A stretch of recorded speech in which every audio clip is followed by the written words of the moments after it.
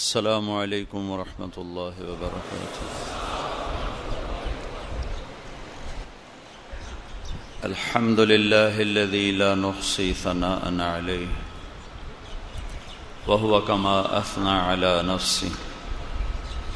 الحمد للہ الذی بیدہ الملک وهو على كل شیء قدیر۔ هو الأول والآخر والظاهر والباطن وهو على كل شيء قدير۔ الحمد لله الذي خلق فسوى والذي قدر فهدى والذي أخرج المرعى، وأشهد أن لا إله إلا الله وحده لا شريك له، وأشهد أن سيدنا ومولانا محمدا عبده ورسوله، أرسله بالحق بشيرا ونذيرا وداعيا إلى الله بإذنه وسراجا منيرا، صلى الله تعالى عليه وعلى آله وعلى أصحابه وبارك وسلم تسليما كثيرا كثيرا، أما بعد، من عمل صالحا من ذکر او انثى وهو مؤمن فلنحيينه حياة طیبة ولنجزینهم اجرهم باحسن ما كانوا يعملون۔ میرے بھائی اور دوستو، یہ مجلس تو تھی حجاج کرام کے لیے کہ ان سے کوئی حج کے موضوع پر بات کرنی تھی۔ اب حاجی تو غالباً بیٹھے نہیں ہوں گے اور غیر حاجی سارے اکٹھے ہو گئے۔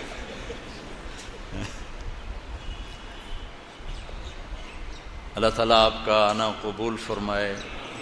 دین کی نسبت سے جمع ہونا اللہ کو پسند ہے، اللہ کی بات سننا اللہ کو پسند ہے، تو اس لیے آپ سارے ہی میرے لیے تو محترم اور معزز ہیں کہ آپ سب بھائی تشریف لائے۔ اللہ تعالیٰ آپ کو اس کی جزائے خیر عطا فرمائے۔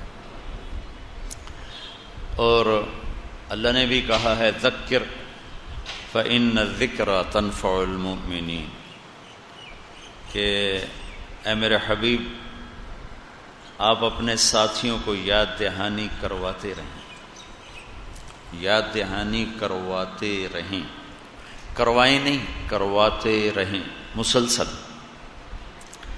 تو یہ عمل مسلسل ہے جو روح کی تازگی کا سبب بنتا ہے، جیسے کھانا اور پینا ایک عمل مسلسل ہے جو جسم کی تازگی کا سبب بنتا ہے۔ اسی طرح اللہ اور اس کے محبوب کی باتوں کو سننا، بار بار سننا، یہ روح کی قوت، صحت اور تازگی کا سبب ہے۔ اللہ آپ کا آنا مبارک کرے۔ دین زندگی گزارنے کا وہ طریقہ ہے جسے اللہ تعالیٰ نے اپنے بندوں کے لیے پسند کیا۔ انسان میں ذاتی طور پر اتنی سمجھ نہیں ہے کہ یہ اپنے لیے زندگی کا کوئی طریقہ خود بنا سکتا، تو اس کو اللہ تعالیٰ نے ہمیشہ آسمان سے ایک نظام دیا کہ یہ ہے، اس پہ چل، لیکن مجبور نہیں کیا، اختیار دیا ہے۔ دو راستے ہیں، وَهَدَيْنَاهُ النَّجْدَيْنِ، نجد، ہم نے تمہیں دو راستے دکھائے، حالانکہ نجد کا مطلب راستہ نہیں ہے۔ تَمَتَّعْ مِنْ شَمِيمِ عَرَارِ نَجْدٍ فَمَا بَعْدَ الْعَشِيَّةِ مِنْ عَرَارِ، نجد کہتے ہیں وہ زمین جس میں پہاڑی سلسلے زیادہ ہوں۔ تو اللہ تعالیٰ کہہ رہا ہے ہم نے تمہیں دو پہاڑ دکھا دیے، چونکہ پہاڑ دیکھنا آسان ہے، اونچے ہوتے ہیں، بڑے ہوتے ہیں، دور سے نظر آتے ہیں، اوجھل نہیں ہو سکتے، چھپ نہیں سکتے، دھوکہ نہیں لگ سکتا۔ تو اللہ تعالیٰ نے صحیح راستے اور غلط راستہ، اس کے لیے دو بڑے خوبصورت لفظ استعمال کیے، النجدین، واہ، النجدین، کہ ہم نے تمہارے لیے دو پہاڑ ظاہر کر دیے ہیں، ایک سفید ہے، ایک کالا ہے، ایک روشن ہے، ایک سیاہ ہے۔ الحمدللہ الذی خلق السماوات والارض وجعل الظلمات والنور جس نے اندھیرا بھی بنایا اجالا بھی بنایا، روشنیاں بھی رکھیں اندھیرے بھی رکھے۔ تو ہم نے تمہیں دو راستے بتائے اور اتنے واضح کر کے بتائے ہیں جیسے پہاڑ کو دیکھنے میں کوئی شک نہیں ہوتا، ایسے ہی سچائی کا راستہ اتنا واضح ہے کہ اس کو سمجھنے میں کوئی شک نہیں، اور جھوٹ کا راستہ اتنا واضح ہے کہ اس کو غلط جاننے سمجھنے میں کوئی شک نہیں، واضح۔ جیسے اللہ کے نبی نے اس سے ملتا جلتا الحلال بین والحرام بین،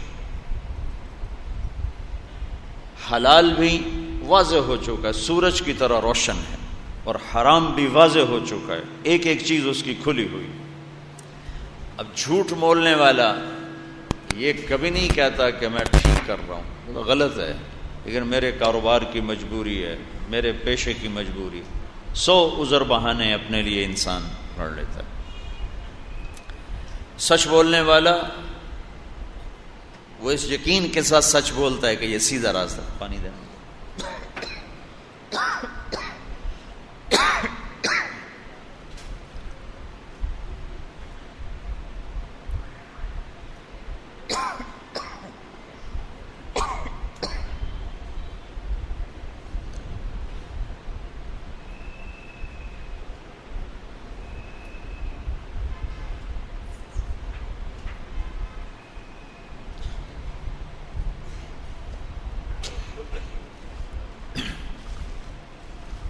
انسان خود کیوں نہیں کر سکتا اپنے لیے راستے کا انتخاب؟ اس میں چند کمیاں ہیں۔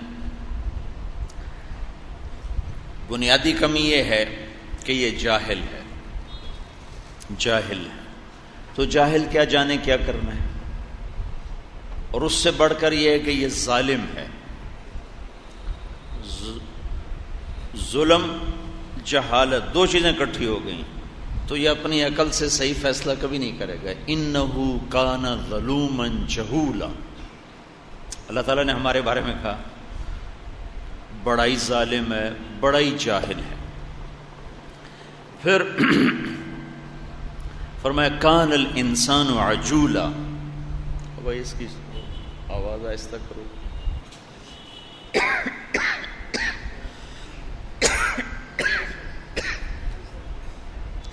گونج ہے آواز میں۔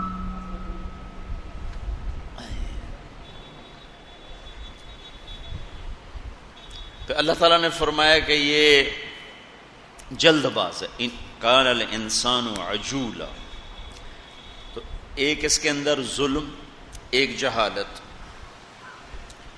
ایک جلد بازی، وکان الانسان عجولا، ایک اس کے اندر ناشکری، وکان الانسان کفورا، ایک اس کے اندر بڑا عیب بخل کنجوسی، وکان الانسان قتورا،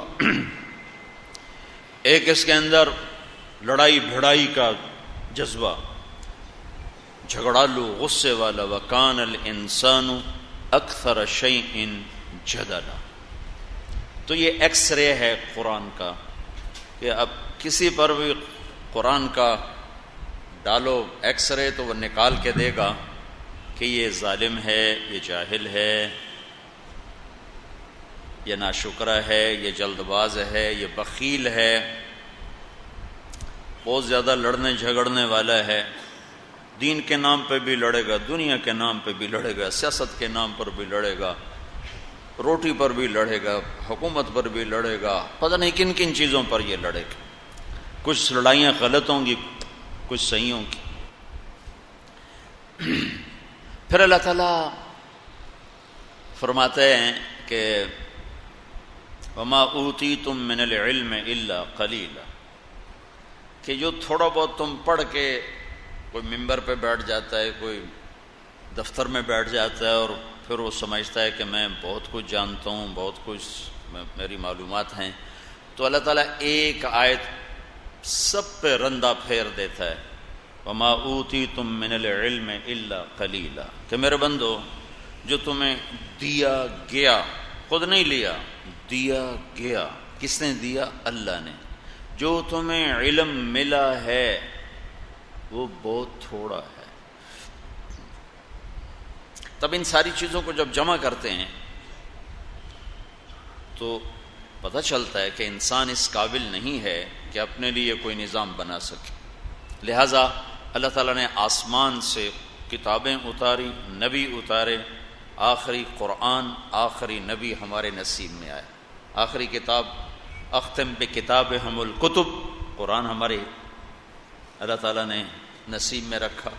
اور ما کان محمد ابا احد من رجالکم ولکن رسول اللہ وخاتم النبیین وکان اللہ بکل شیء علیما۔ اور اللہ کے آخری نبی وہ اللہ تعالیٰ نے ہمارا نصیب جاگا، ہمیں ان کی امت میں پیدا فرما دیا۔ لہذا اللہ تعالیٰ نے اعلان کیا ان الدین عند اللہ الاسلام، کہ میرے بندو زندگی گزارنے کا ایک راستہ ہے، وہ اسلام ہے۔ اسلام کے علاوہ کوئی اور راستہ چلے گا کہ نہیں؟ وَمَن يَبْتَغِ غَيْرَ الْإِسْلَامِ دِينًا فَلَن يُقْبَلَ مِنْهُ وَهُوَ فِي الْآخِرَةِ مِنَ الْخَاسِرِينَ۔ اسلام کے علاوہ کسی بھی راستے پر چلو گے تو اللہ کے ہاں قبول نہیں، مردود۔ اسلام کی آپ نے مختلف جگہ مختلف تعبیر کی۔ حدیث جبریل میں جبریل انسانی شکل میں آ کر کہتے ہیں یا رسول اللہ مل اسلام، اسلام کیا ہے؟ تو آپ نے کہا تشہد ان لا الہ الا اللہ وان محمد رسول اللہ وتقیم الصلاۃ وتؤتی الزکاۃ وتصوم رمضان وتحج البیت ان استطعت الیہ سبیلا، کہ اسلام ہے کلمے کا اقرار، نماز، زکوٰۃ، روزہ اور حج۔ اب ایک شخص پوچھتے ہیں یا رسول اللہ مل اسلام، اسلام کیا ہے؟ تو آپ نے فرمایا ان تسلم قلبک للہ، کہ دل اللہ کو دے دے۔ پہلی ابتدائی بات ہے، اسلام کی ابتدائی کلمہ، نماز، روزہ، حج، ظاہری شکل قائم ہوگی۔ اب اس کے اندر کی چیز کیا ہے؟ مل اسلام، قال ان تسلم قلبک للہ، دل اللہ کو دے دے۔ وَأَنْ يَسْلَمَ الْمُسْلِمُونَ مِنْ لِسَانِكَ وَيَدِكَ، اور تیرے ہاتھ اور زبان سے کسی مسلمان کو تکلیف نہ پہنچے۔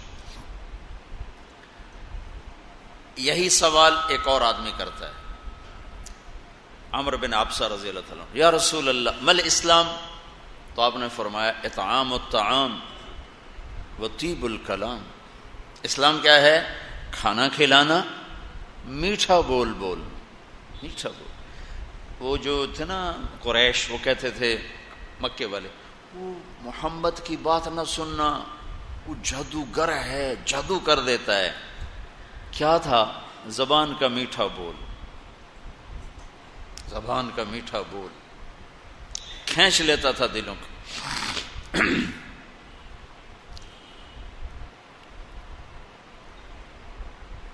ایک بڑے عرب سردار ہیں زماد، ان کو قریش نے اتنا ڈرایا کو کہنے کہ میں نے کانوں میں روئی ڈال لی کہ میں اس کی سنوں گا ہی نہیں۔ تو کہ میں طواف کر رہا تھا تو میں نے ایک بڑے خوبصورت شکل کا نوجوان دیکھا جو نماز پڑھ رہا تھا۔ تو میں نے پوچھا یہ کون ہے؟ چمکتا چہرہ، ظاہر الوضاء ابلج الوجہ، چہرہ روشن نورانی، واسع الجبین، ماتھا کشادہ، عظیم الہامہ، سر بڑا، شدید و سواد الشعر، سیاہ کالے بال، ازہر اللون، کلیوں جیسا چمکتا ہوا رنگ، پھول میں پھر بھی تھوڑی چمک کم ہو جاتی، کلی میں چمک زیادہ ہوگا، ازہر اللون، کلیوں کی طرح چمکتا ہوا رنگ، فی عینیہ دعج، آنکھیں حسین لمبی موٹی، فی لحیتہ کثافہ، داڑھی بڑی خوبصورت گھنی، فی عنقہ سطع، گردن سراہی دار لمبی، فی صوتہ سحل، آواز میں ایک پکڑ، روب بھی، لطافت بھی، جمال بھی، جاذبیت بھی، لم تعبہ ثجلا ولم تزری بہ ثقلا، ایسے موٹے نہیں تھے کہ بدصورت نظر آئیں. کتنے لوگ ہیں پیٹ ادھر ہوتا آپ ادھر ہوتے، پیٹ سجے پاسے آپ کھبے پاسے، پیٹ کھبے پاسے آپ سجے پاسے، کھو کھو کھو کھو فنائی پھیر دیں. تو لم تعبہ ثجلہ، ایسے موٹے نہیں تھے کہ بدصورت ہو جائیں. لم تزری بہ ثقلہ، اور ایسے پتلے بھی نہیں تھے کہ جو میں ہینگر تے کپڑا ٹنگیا ہوئے، ایسے پتلے بھی نہیں تھے کہ بے روب نظر آئیں. یہ ایک اماں ہے ام معبد، اس نے جو ہمارے نبی کا حلیہ بیان کیا ہے، 14 صدی سے مولوی تھک رہے ہیں کہ ان کا ترجمہ کیسے کریں. علماء کو اس نے پسینے نکلواتے. رأیت رجلا ظاہر الوضاء ابلج الوجه لم تعبه سجلہ لم تزر به ثقلہ حسن الخلق وسیم قسیم فی عینیہ دعج فی لحیتہ کثافہ فی صوتہ سحل فی عنقہ سطح. کیا کلمات اور الفاظ ہیں، ہلا کے رکھ دیتے. یتلألؤ وجہہ تلألؤ القمر لیلۃ البدر، 14ویں رات کے چاند کی طرح چہرہ چمک رہا ہے، روشن حسین. یتبسم عن مثل لؤلؤ المنظوم، مسکراتے تھے تو لگتا تھا موتی کی لڑیاں نظر آنے لگی. راق الثنایا، اور ایسے مسکراتے تھے، ایسے دانت خوبصورت اور چمکیلے تھے کہ جب ہم مسکراتے تھے تو دانتوں کا نور دیواروں پہ پڑتا نظر آتا تھا.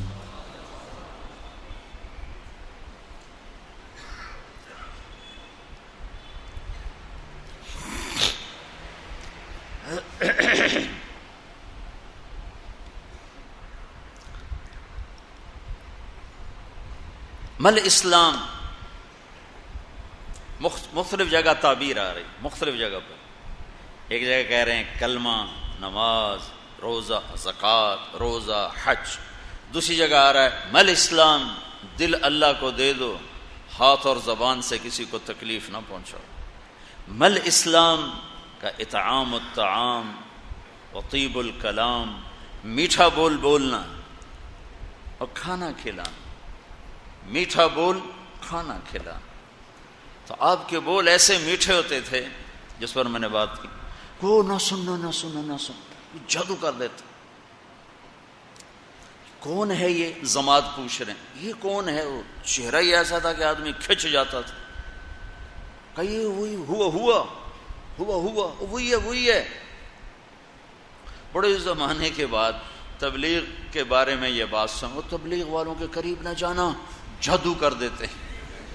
میرے والد صاحب رحمۃ اللہ علیہ بڑے زمیندار اور کیا روب رکھ رکھاؤ، اور آگے میں مولوی بننے کو تیار. اور ہمارے ماحول میں مولوی کم ہی ہوتا تھا 70 کی دہائی میں. تو وہ کہیں اے رائے میں ڈالیا میرے پتر تے جادو کر دیتا ہے، یہ سارے جادوگر بیٹھے ہوئے انہیں میرے پتر دا بیڑا بوڑ چھڑیا. اور پھر بڑی بڑی گالیاں 2 من کی. اب وہ تو میں نہیں کہہ سکتا. وہ جادوگر ہے، جادو کر دیتا ہے. طیب الکلام، سحر حلال. کسی کو اپنا بنانا ہو تو اس کے ساتھ میٹھا بن کے بول. اس کو پہلا لفظ ہی جو کو تو ہے ہی غلط تو تمہارے قریب ہے. عامر خان سے میری ملاقات ہوئی حج پر، تو اگر میں پہلے ہی بول میں کہتا یار کیا تو حرام کام کر رہا ہوں اینو چاہ کے باہر سٹ.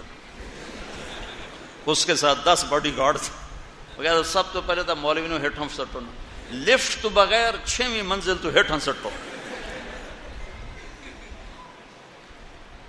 اس کا دل لگانے کے لیے 1.25 گھنٹہ میں نے کیا کیا باتیں کی، تب جا کر اس کا دل کھلا.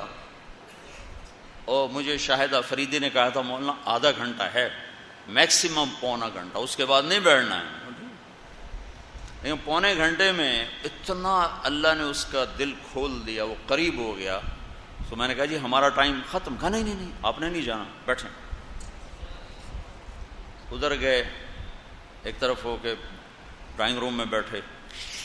تو جب وہ پوری طرح ریلیکس ہو گیا اور اس کا خوف نکل گیا، اس نے تو مجھے دیکھا تو کبھی ہون فتویٰ آیا تو پکا دوزخی ہے بھائی. جو میں نے جنید جمشید کے ساتھ کیا وہی اس کے ساتھ کیا. اگر میں جنید جمشید کو جاتے کا تو حرام کھانا ہے. میں نے ایک دفعہ اسے فون کیا, میں نے کہا میں کراچی آ رہا ہوں, تمہارے گھر کھانا کھاؤں گا. کہنے لگا میرے گھر. میں نے کہا تمہارے گھر.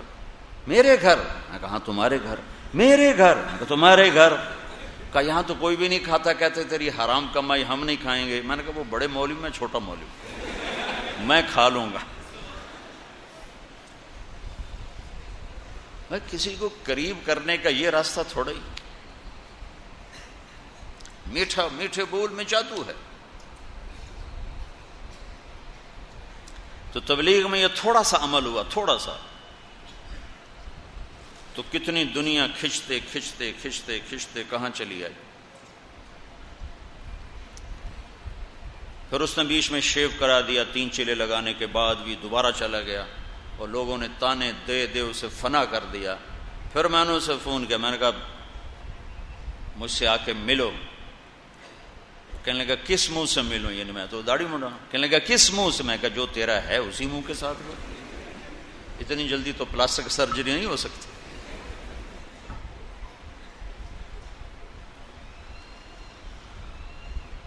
تو اللہ نے پھر اس کو ثابت قدم کر دی. تو کسی کو لینے کے لیے کیا کیا میٹھا بول. فتوے کی زبان ہے مدرسے کی, منبر کی زبان فتویٰ نہیں ہے, منبر کی زبان دل جوئی ہے, دل لینا ہے. اگر یہاں سے بھی اس طرح ایک دوسرے کے فتوے شروع ہو جائیں گے تو پھر آخر میں وہی ہوگا جو ہو رہا ہے.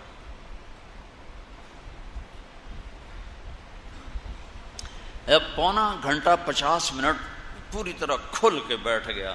پھر میں نے کہا آپ حج پر آئے ہیں تو میں آپ کو اللہ کے نبی کا حج سناؤں. اگر آپ کہیں اللہ کے نبی کا حج سناؤں تاکہ آپ کو حج کا طریقہ معلوم ہو. ہاں ضرور سنائیں. پھر میں شروع ہوا اور وہ ایسے بیٹھا ایسے, اور 1.25 گھنٹہ وہ یہاں سے یوں نہیں ہوا, 1.25 گھنٹہ ایسے. بیچ میں فریدی میرے پاس بیٹھا تھا, تو وہ جب کوئی گھنٹہ گزر گیا تو اس نے مجھے یوں, جب کوئی خطیب لمبا ہو جائے پیچھے ایک بیٹھا ہوتا ہے نیچے, وہ اس کا ایسے پیر دباتا ہے, جی تھوڑے 10 منٹ پورے ہو گئے, تھوڑے 15 منٹ پورے ہو گئے.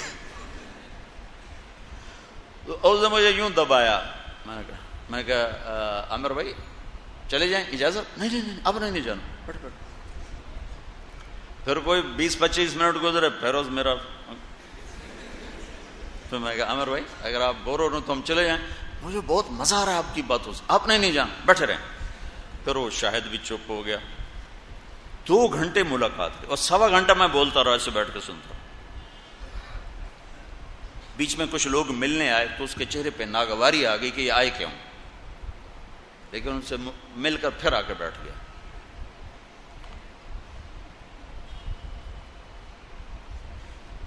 راستہ بناؤ گے تو سفر کرو گے نا. کسی کے دل کے اندر جانے کے لیے راستہ بنانا پڑتا ہے, یہ سیکھنا پڑتا ہے. یہ تبلیغ میں سیکھا جا رہا ہے, پڑھنے سے نہیں آتا, نہ پڑھانے سے آتا. میں پڑھاتا بھی ہوں, پڑھا بھی ہوں. تبلیغ کی وجہ سے پڑھانا نہیں چھوڑا, پڑھانے کی وجہ سے تبلیغ نہیں چھوڑی. دل لینا. وَقُلْ لَهُمْ فِي أَنفُسِهِمْ قَوْلًا بَلِيغًا. اے میرے حبیب ایسی بات کر جو ان کے دلوں کے اندر اتر جائے.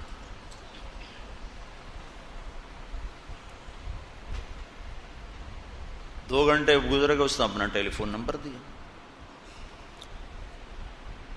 حج کے بعد پھر میں نے فون کیا کہ ایک ملاقات اور ہو جائے. کہیں ضرور ہو جائے. اگلے دن اس کا فون آ گیا کہ میری ماں نے کہا ہے میں نے مدینے جانا ہے, تو میں مدینے چلا گیا ہوں. میں مدینے حج سے پہلے ہو کے آ گیا تھا. میں نے کہا میں آ جاتا ہوں, ٹائم دو مجھے. انہوں نے کہا 4 سے 6. 4 سے 6 عصر کی نماز کے فوراً بعد سے لے کر مغرب کی نماز تک. 4 بجے ہم نیچے پہنچے, 4:15 ملاقات ہوئی. 4:15 سے 10:30 6.25 گھنٹے وہ آدمی ہلا نہیں. تو اتنی دیر میں تبلیغ کرتا رہا. وہ کچھ اس کی سنی کچھ اپنی سنائی، اس کو ہنسایا کچھ خود ہنسے، بیچ بیچ میں اپنا بھی ڈوز ڈالتے رہے۔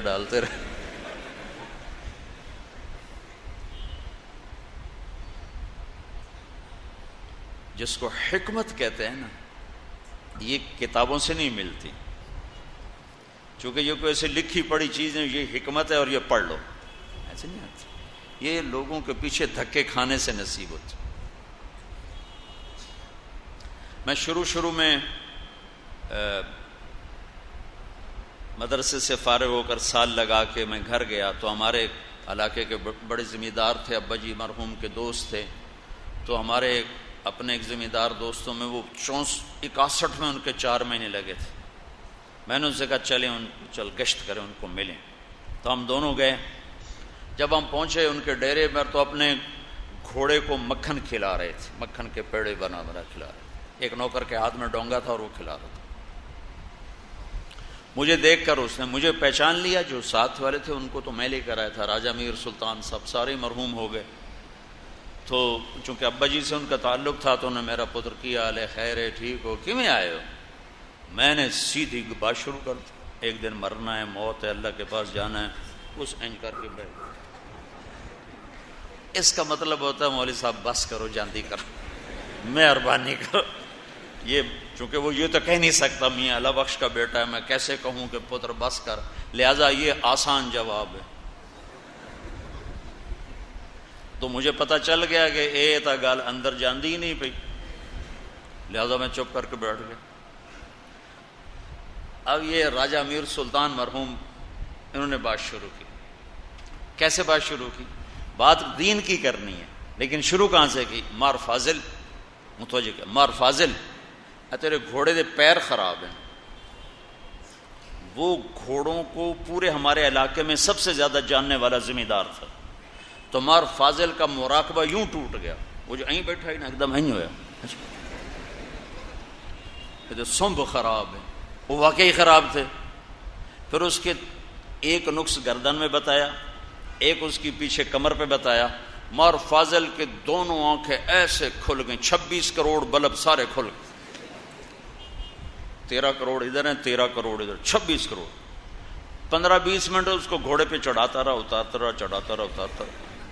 پھر اس کو دین کی بات پہ لیا، وہ 5 وقت کا نمازی بن گیا، مرتے دم، تبلیغ میں تو نہیں نکلا لیکن مرتے دم تک 5 وقت کا نمازی بن کے مرا۔ تھوڑی بات ہے، پتا مارنا پڑتا ہے۔ میں بیٹھا تھا رائمنڈ، تو ایک لاہور کا ساتھی ہے، کہا جی لاہور میں مبارک سینما ہے، اس کا مالک آ رہا تھا کچھ دنوں سے رائمنڈ، اس کو اچھا لگ گیا، تو آج وہ کچھ چیز لایا تھا ایک مقیم رائمنڈ میں جو لوگ ہر مہینے دیتے ہیں، ان کو پیش کی تو انہوں نے کہا جی میں معذرت خواہ ہوں، آپ کی کمائی حرام ہے، میں نہیں کھا سکتا۔ تو بہت زیادہ دل برداشتہ بیٹھا، میں نے کہا اس کو لے آؤ، جلدی سے لے آؤ۔ وہ میں عربوں کے کمرے میں تھا، جی بھائی خیریت، کیا نام ہے؟ ہارون، کیا کام کرتے ہیں؟ مجھے کوئی چھوٹا موٹا کام، مجھے تو پتہ چل گیا سر، مجھے کوئی چھوٹا موٹا کام ہے۔ میں نے کہا کیا کام ہے؟ مجھے چھوٹی موٹی تجارت ہے جی۔ میں نے کہا جی کیا تجارت ہے؟ کہ بس سینما ہے۔ میں نے کہا کون سا سینما؟ کہا جی مبارک۔ مبارک جس میں میں نے شمع اور پروانہ دیکھی تھی، وہ آپ کے سینمے میں تو میں نے بہت فلمیں دیکھی، آپ کے والد صاحب کی پہلے فوٹو آتی تھی، چودھری مبارک کی پیچھے سیڈ ساؤنڈ ہوتا تھا، پھر اس کے بعد فلم چلتی تھی، وہی ہے نا؟ ہاں جی وہی ہے۔ کچھ عرصہ بعد 3 چلے لگا لی، 3 چلے، اتنی بڑی داڑھی، سینما بھی بک گیا۔ فیصلہ آباد کو سینما کے مالک نے سینما کے اندر پہلے میرا بیان کروایا، پھر اس کو توڑا۔ مل اسلام اطعام الطعام و طیب الکلام، میٹھا بول بولنا، کھانا کھلا۔ تمہارے کراچی والے اگر یہ ایک چیز پہ عمل شروع کر دیں تو یہ سب لڑائیاں، قتل غارت ختم ہو جائیں۔ کہ اپنے آپ کو میٹھے بول میں جادو، میٹھے بول میں جادو، جس کو ان من البیان لسحرا، کہ بعض بول ایسے ہوتے ہیں جو جادو کر دیتے ہیں۔ جادو کیا ہوتا ہے؟ کسی کا دل لے لینا۔ یہ بسیں ہیں نا، ہماری بسیں اور ٹرک، ان کے پیچھے بڑے عجیب عجیب ملفوظات ہوتے ہیں، کبھی پڑھا کرو، میری تو زندگی گزر گئی 30 سال سے سڑکوں پر چل چل چل، تو اس ٹرکوں اور بسوں کو دیکھ کر میرے ذہن میں ایک علم آیا ہے کہ جب نئی بس نکلتی ہے تو اس کے پیچھے لکھا ہوتا ہے ویکھ ٹور چکوری دی، چکور بڑا نخرے سے چلتا ہے۔ جب تھوڑی پرانی ہو جاتی تو اس کے پیچھے لکھا ہوتا ہے ہارن دے کر پاس کریں۔ جب تھوڑی اور پرانی ہو جائے تو لکھا ہوتا ہے یا پاس کر یا برداشت کر، اور جب تھوڑی اور پرانی ہو تو اس کے پیچھے ایک ملنگ بنا ہوتا ہے نہ چھیڑ ملنگانو۔ یہ ترتیب میں نے دی ہے، سفر کر کر کر سڑکوں میں بسوں کے پیچھے ٹرکوں کے پیچھے، اور کوئی پرانی بس رنگ روگن ہو کے آ جائے تو پیچھے لکھا ہوتا ہے خدا نے ایک بار پھر دلہن بنا دیا۔ ایک دفعہ ایک ویگن کے پیچھے میں جا رہا تھا، ویگن کے پیچھے میرا جو مطالعے کا وقت ہے وہ سفر ہے، کہ جب سب نہ کوئی ملنے والا، جب بشرط کہ میں تھکا ہوا ہوں، تھک جاؤں تو پھر میں سو جاتا ہوں، تھکا ہوا نہ ہوں تو میرا مطالعے کا وقت ہے وہ گاڑی کے اندر، جو جتنا کچھ پڑھنے کو نصیب ہو گیا۔ تو وہ میں ایسے اس کو پتہ نہیں میں پڑھ رہا تھا یا نہیں پڑھ رہا تھا، یہ تو یاد نہیں ہے، لیکن نظر نیچے تھی، میری ایسے اوپر نظر پڑی تو میرے سامنے ویگن جا رہی تھی، اور اس کو ہم کراس کرنے لگے تو ایک بڑا خوبصورت میرے سامنے کے علم کا اضافہ ہوا کہ اوپر لکھا ہوا تھا بڑا سرخ لفظوں میں دل، آگے لکھا ہوا تھا برائے فروخت، دل برائے فروخت، نیچے قیمت، دل کے نیچے قیمت، برائے فروخت کے نیچے لکھا تھا قیمت ایک میٹھا بول، ایک میٹھا بول۔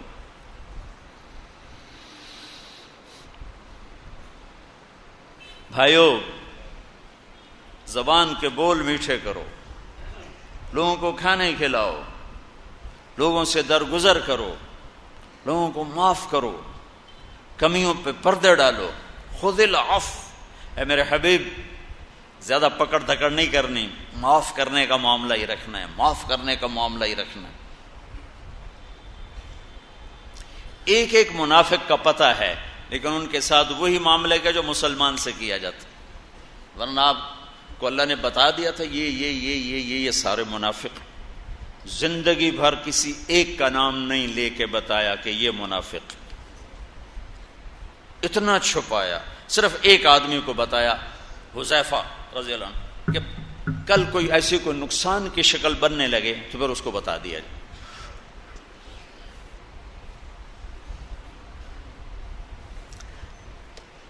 ایک منافق کا نام ہے ذوالخویصرہ، اس نے کھڑے ہو کر اعتراض کیا، یا رسول اللہ آپ نے مال غنیمت صحیح تقسیم نہیں کیا۔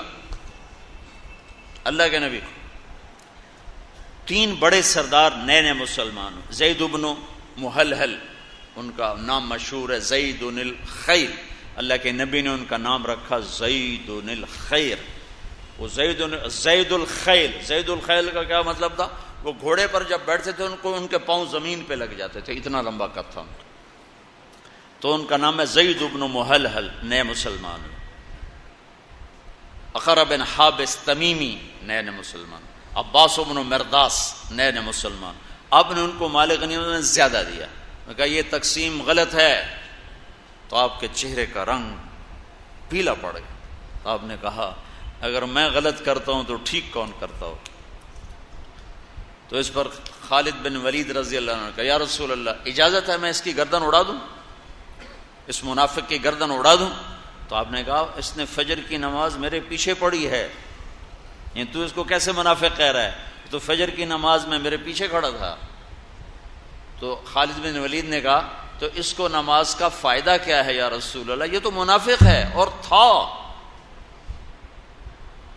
تو آپ نے فرمایا ہلا شققت قلبہ، کیا تو نے دل چیر کے دیکھ لیا ہے کہ یہ منافق؟ کیا تو نے دل چیر کے دیکھ لیا ہے کہ یہ منافق ہے؟ یہ میرے نبی کا معاملہ تھا. ہم نے اپنوں کو بھی توڑ کے رکھ دیا.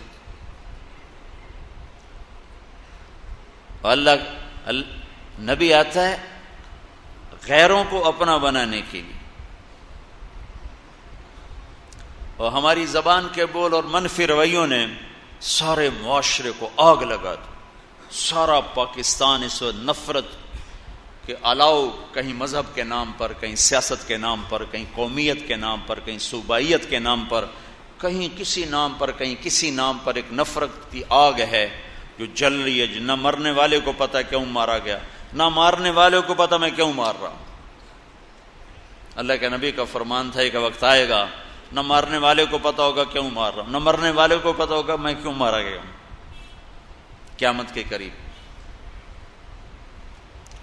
تو بھائیو، اسلام کی یہ مختلف تعبیر میرے حبیب نے جو کی مواقع کے سامنے پیش کی ہیں کہ اسلام کا ظاہر کیا ہے؟ کلمہ، نماز، روزہ، حج، زکوٰۃ. اسلام کا باطن کیا ہے؟ معاف کرنا، درگزر کرنا. اسلام کا باطن کیا ہے؟ دل اللہ کو دے دینا. اسلام کا باطن کیا ہے؟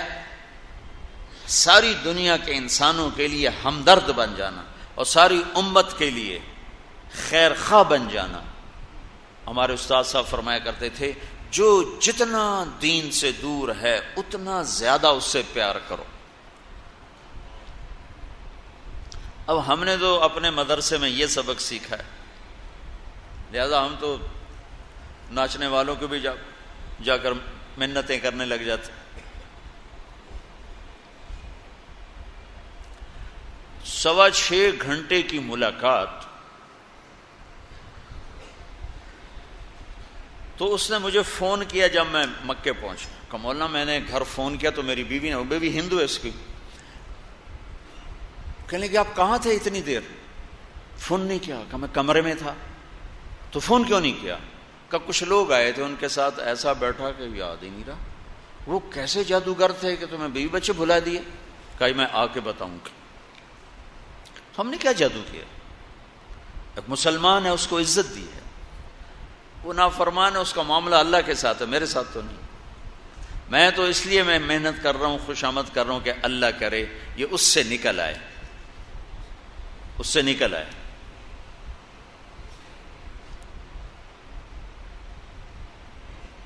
وہ جب وہ چلا گیا انڈیا تو میرا فون پہ بھی رابطہ اور میسج پہ بھی رابطہ. اب ایک ایسے چکر میں پھنسا، رائمنڈ کا اجتماع ہو رہا تھا، اس کا میسج آیا کہ میری فلم آ رہی ہے تلاش، اس کی کامیابی کے لیے دعا فرمائیں. میں کہا ابھی مر گئے ہوں کی کر دعا کروں تو مرتا ہوں، نہیں کرتا ہوں، کوئی جواب نہیں دیتا ہوں تو نیا نیا تعلق بن رہا ہے، وہ خراب ہوتا ہے. تو جب وہ میسج آیا تو میرے کمرے میں کوئی 10-12 علماء بیٹھے تھے. تو میں نے کہا بھائی یہ میسج آیا ہے، اس کا جواب سوچو کیا دینا چاہیے. وہ کہنے لگے یہ ہمارے بس کا نہیں، تو ہی سوچ.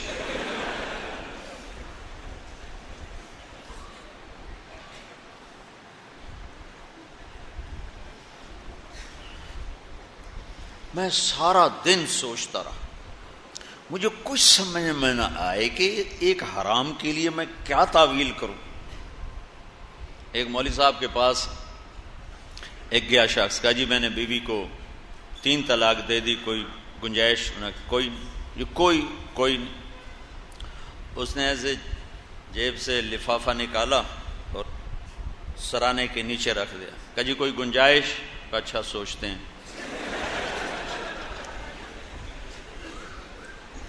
کیا کہا تھا تو نے اپنی بیوی کو؟ کہا جی میں نے کہا 3 طلاق. اسے کہا الحمدللہ طلاق نہیں ہوئی. اچھا جی وہ کیویں؟ کہا او ہوندا ہے وڈے کاف نال طلاق. تو آکھیا طلاق ہور شے، طلاق ہور شے کوئی.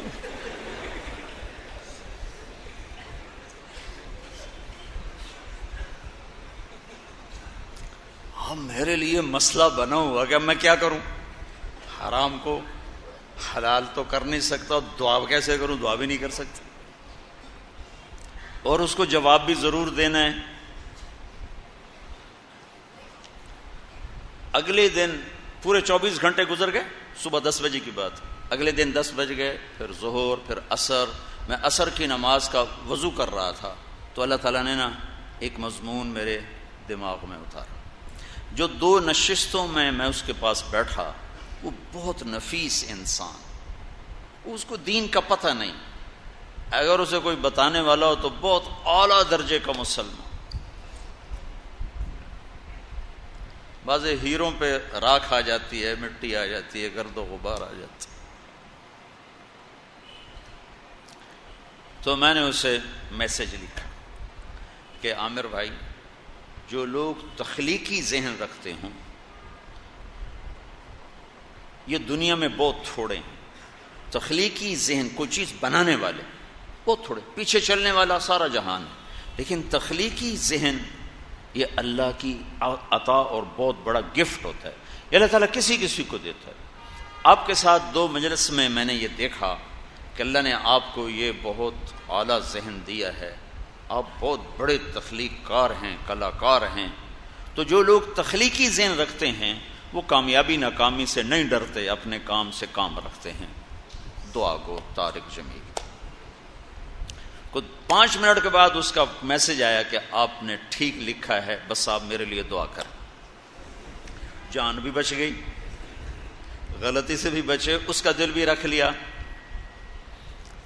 پھر کوئی مہینے بعد میرا سفر تھا اس طرف نیوزی لینڈ اور فیجی کا، راستے میں ہانگ کانگ آتے جاتے سٹاپ تھا، ہانگ کانگ سے میں نے اسے فون ملا ہے، میسج دیا کہ میں آپ کو فون کر سکتا ہوں۔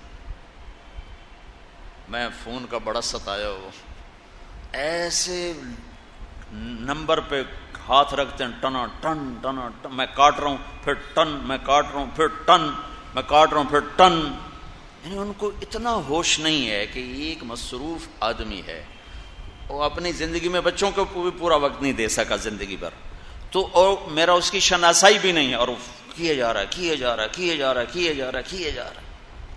بہت بڑی ایذا ہے یہ، بہت بڑی تکلیف دہ بات ہے۔ جو لوگ مصروف ہوں کسی بھی چیز میں، تمہاری شناسائی بھی نہیں، انہیں فون نہ کرو، انہیں میسج کرو، یہ میرا نام ہے، میں آپ سے بات کرنا چاہتا ہوں، ہو سکتی ہے۔ لیکن میرے ساتھ یہ ہوتا ہے، ایک مرتبہ میں رات کے 12 بج رہے ہیں، میں نے کہا 12 بج گیا، میں سو کے اٹھوں شاید مشکل ہو جائے، میں نے کہا تہجد پڑھ کے سوتا ہوں، نہ شروع کر دوں۔ وہ فون چارجنگ پہ لگا تھا، کھلا رہ گیا، اس پہ گھنٹیاں شروع ہو گئی، گھنٹیاں شروع ہو گئی۔ جب میں فارغ ہوا تو میں نے کہا مختلف فون ہوں گے، ایک نمبر سے 80 کال تھی، 80۔ میں کو بڑے جگر والا ہے بھائی،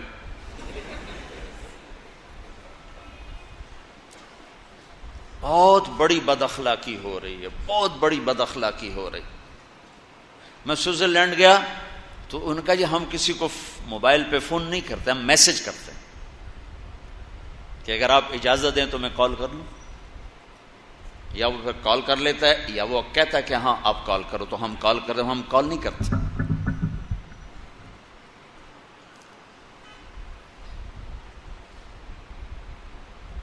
فون ایک دن کھلا رہ گیا، کو رات کا 1 بج رہا تھا، تو فون کی گھنٹی بجی، میری آنکھ کھول گئی، میں نے کوئی ایمرجنسی میں ہوگا بیچارہ کوئی، ہاں جی ایک مسئلہ پوچھنا ہے، غسل خانے میں دعا پڑھ سکتے ہیں کہ نہیں پڑھ سکتے؟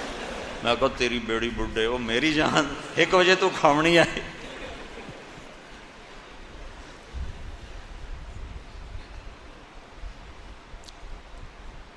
اس موبائل نے بہت بد اخلاق بنایا ہے۔ اور پھر میسج آتا ہے، اگر میں وزیر اعلیٰ ہوتا پھر تو تم میرا فون ضرور سنتے، اگر میں چودھری شجاعت ہوتا، اگر میں شہباز شریف ہوتا، اگر میں سعید انور ہوتا، اگر میں جنید جمشید ہوتا، ان سب کے کبھی کوئی کبھی نام، تو پھر تو تم میرا فون سنتے، غریبوں کے کہاں سنو گے؟ کسی کی خلوت میں مداخلت، یہ یہ اللہ تعالیٰ نے سختی سے روکا. کسی کی خلوت میں مداخلت. میں قیل لکم ارجعوا فارجعوا، دروازے پر جاؤ، دستک دو، کوئی جواب نہیں ہے، واپس چلے جاؤ. تو اتنے سخت میسج، اتنے بد تہذیبی کے میسج، یا تو مجھے حضرت لکھ رہے ہیں اور مولانا لکھ رہے ہیں، میں نے جواب نہیں دیا تو ہے ہی متکبر. یہ اخلاقی سطح بہت گری ہوئی ہے ہماری، بہت پست ہے اخلاقی سطح. اس سے میرے عزیزو اکثر نوجوان سبق سیکھو. کسی کو تنگ کرنا حرام ہے. ایک بزرگ تھے، ان کی زندگی بھر میں ایک دفعہ تہجد قضا ہوئی، ساری زندگی ان کی تہجد قضا نہیں ہوئی. تو کسی نے پوچھا حضرت وہ آپ کی کس لیے کیسے قضا ہوئی؟ کہ میں سفر میں تھا، ایک جگہ قیام تھا، تو میں اٹھا تہجد کے لیے، تو دروازے کے سامنے ایک آدمی سویا ہوا تھا، تو مجھے خیال آیا کہ میں اس کے قریب سے گزروں گا تو اس کی آنکھ کھل جائے گی، تو اس کو تکلیف پہنچے گی. تو بس میں تہجد چھوڑ کے آ کے بستر پہ لیٹ گیا، کہیں اس کی آنکھ نہ کھل جائے، کہیں اس کی آنکھ نہ کھل جائے. 12 بجے فون کر رہے ہیں، 1 بجے کر رہے ہیں، 2 بجے کر رہے ہیں، اور پھر مسلسل کیے جا رہے ہیں.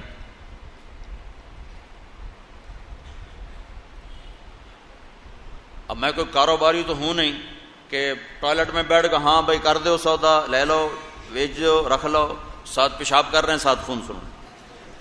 مجھے تو ایسی کوئی مجبوری نہیں ہے کیونکہ میرا کاروبار جا رہا ہے. یہ وہ اخلاق ہیں جن کے سیکھنے سے زندگی آپ اوروں کے لیے راحت بن سکتے ہیں، اور اس کی احتیاط نہ کرنے سے آپ اوروں کے لیے انتہائی تکلیف دہ بن جاتے. اور مسلمان کو تکلیف پہنچانا حرام ہے، کبیرہ گناہوں میں سے.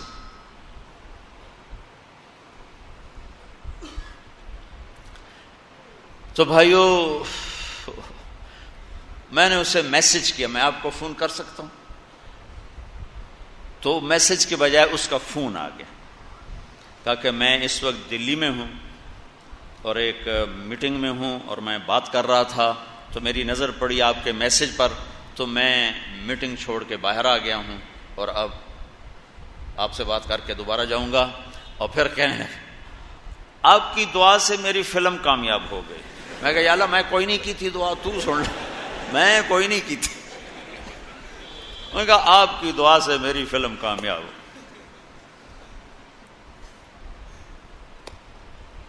برے کو برا کہنا، غلط کو غلط کہنا یہ کمال نہیں ہے. غلط کو سینے سے لگانا، برے کو سینے سے لگانا، اس کو برائی سے نکالنا، اس کو گندگی سے ہٹانا مقصود ہے، اس کو گندا کرنا مقصود نہیں ہے. اس کو غلطی سے ہٹانا مقصود ہے، اس کی توہین مقصود نہیں ہے.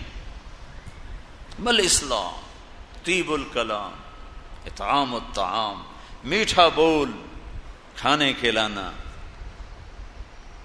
مل اسلام تسلم قلبک للہ، دل اللہ کو دے دے. وان یسلم المسلمون من لسانک و یدک، تیری ہاتھ اور زبان سے لوگوں کو نقصان نہ پہنچے. وہ کہنے لگا مل ایمان، ایمان کیا ہے؟ تو مشہور حدیث ہے ان تؤمن باللہ وملائکتہ وکتبہ ورسلہ والبعث بعد الموت. اللہ، فرشتے، کتابیں، رسول، آخرت، ملائکہ اور موت کے بعد کی زندگی کو ماننا ایمان. اس سے اگلا مرتبہ یا رسول اللہ مل ایمان؟ تو آپ نے کہا الصبر والسماحہ. ایمان کیا ہے؟ صبر کرنا، معاف کرنا، صبر کرنا، معاف کرنا. میں قربان جاؤں اپنے نبی کے سیرت پڑھا کرو، اللہ کے نبی کی زندگی پڑھا کرو. واحد ہستی ہیں جن کی ہر ادا کو اللہ نے محفوظ رکھا ہے. کفار مکہ آپ کو گالیاں دیتے تھے اور صحابہ میں جوش اٹھتا تھا کہ گردن اڑا دیں. یقیناً ایمان کا تقاضا کہ بھائی اس کو جان سے مر جاؤں یا مار دوں. اب میرے نبی جن کی براہ راست ان کو یہ گالیاں سننے کو مل رہی ہیں، موجود ہیں، وہ انہوں نے اس کو پھیرا کیسے؟ وہ جو قریش تھے نا، وہ آپ کا نام بگاڑ کے لیتے تھے، مذمم کذا مذمم کذا. محمد کے وزن پر کہتے مذمم، محمد جس کی تعریف کی گئی ہو، مذمم جس کی برائی کی گئی ہو. یہ مذمم ایسا ہے، مذمم ایسا ہے، مذمم ایسا ہے. تو صحابہ میں اشتعال دے کر آپ نے کہا ارے بھائی مجھے تو نہیں برا کہتے ہیں یا رسول اللہ، یہ آپ کیا کہہ رہے ہیں؟ آپ کو کہتا ہے بھائی نہیں مجھے، میرا نام تو محمد ہے. وہ تو مذمم کو گالیاں نکالتے ہیں، مجھے تو نہیں نکالتے، وہ تو مذمم کو گالیاں نکالتے. آئے ہائے سبحان اللہ، کیا کمال ہے. مجھے نہیں گالیاں دیں، مذمم کو گالیاں. حالانکہ آپ کو بھی پتا ہے کہ مجھے ہی، اور صحابہ کو بھی پتا ہے کہ آپ ہی کو کہہ رہے ہیں، لیکن ان کو ان کے جذبات کو ٹھنڈا کرنے کی اور آخری حد تک ان سے معاملہ نرم رکھنے کے لیے کہ جیسے مرتے ہوئے مریض پر بھی ڈاکٹر زور لگا رہا ہوتا ہے بچ جائے بچ جائے بچ جائے، ایسے ہی جہنم میں گرتے ہوئے انسان پر بھی نبی زور لگاتا ہے بچ جائے، جہنم سے بچ جائے بچ جائے بچ جائے. تو بھائیو نفرتیں مٹاؤ، محبتیں زندہ کرو. بہت بہت بڑی ضرورت ہے. میٹھا بول اپنی زبان کا زیور بنا لو، معاف کرنا اپنی طبیعت بنا لو. تو یہ امت ہے جو چھوٹی چھوٹی باتوں پہ ایک دوسرے کو ذبح کر رہے ہیں. میرے نبی کی بیٹی کا قاتل آیا ہے، کہا جی توبہ کرتا ہوں. آپ نے کہا جو معاف کی. ویشی چچا کا قاتل، جتنا آپ ویشی کے حضرت حمزہ کی شہادت پر روئے ہیں اتنا کسی پر نہیں روئے، کہ آپ کی ہچکیاں لگ ایسی آوازیں آنے لگی، یہاں تک کہ اللہ نے جبریل کو اتارا. جبریل نے کہا یا رسول اللہ، اللہ تعالیٰ فرما رہے ہیں آپ غم نہ کریں، میں نے عرش پر لکھوا دیا ہے حمزہ تو اسد اللہ و اسد رسول ہی، حمزہ اللہ اور اس کے رسول کے شیر ہیں، عرشوں پہ لکھوا دیا ہے. آپ نے کہا تیرے بدلے میں 70 کے ناک کان کاٹوں گا. تو ابھی وہاں سے ہلے نہیں کہ میرے رب نے کہا فَإِنْ عَاقَبْتُمْ فَعَاقِبُوا بِمِثْلِ مَا عُوقِبْتُمْ بِهِ وَلَئِنْ صَبَرْتُمْ لَهُوَ خَيْرٌ لَكُمْ. اگر تم نے ناک کان کاٹنے ہیں تو جتنا تمہارا نقصان ہے اتنا اگلے کا کرو. ایک کے کٹے ہیں ایک کے کاٹو، ایک کے کٹے ہیں ایک، جس نے کیا تھا اس کو، کسی اور کا نہیں، اس کو. اور اگر اس کو بھی معاف کر دو تو بڑی اچھی بات. تو ہمارے نبی نے کہا بل نصبر، یا اللہ ہم نہیں، ہم صبر کریں. تو آپ اتنا روئے تھے اور پھر 70 دفعہ نماز جنازہ پڑھائی، 70 دفعہ نماز جنازہ پڑھائی. دنیا میں کسی کی ایسے نماز نہیں پڑھی گئی.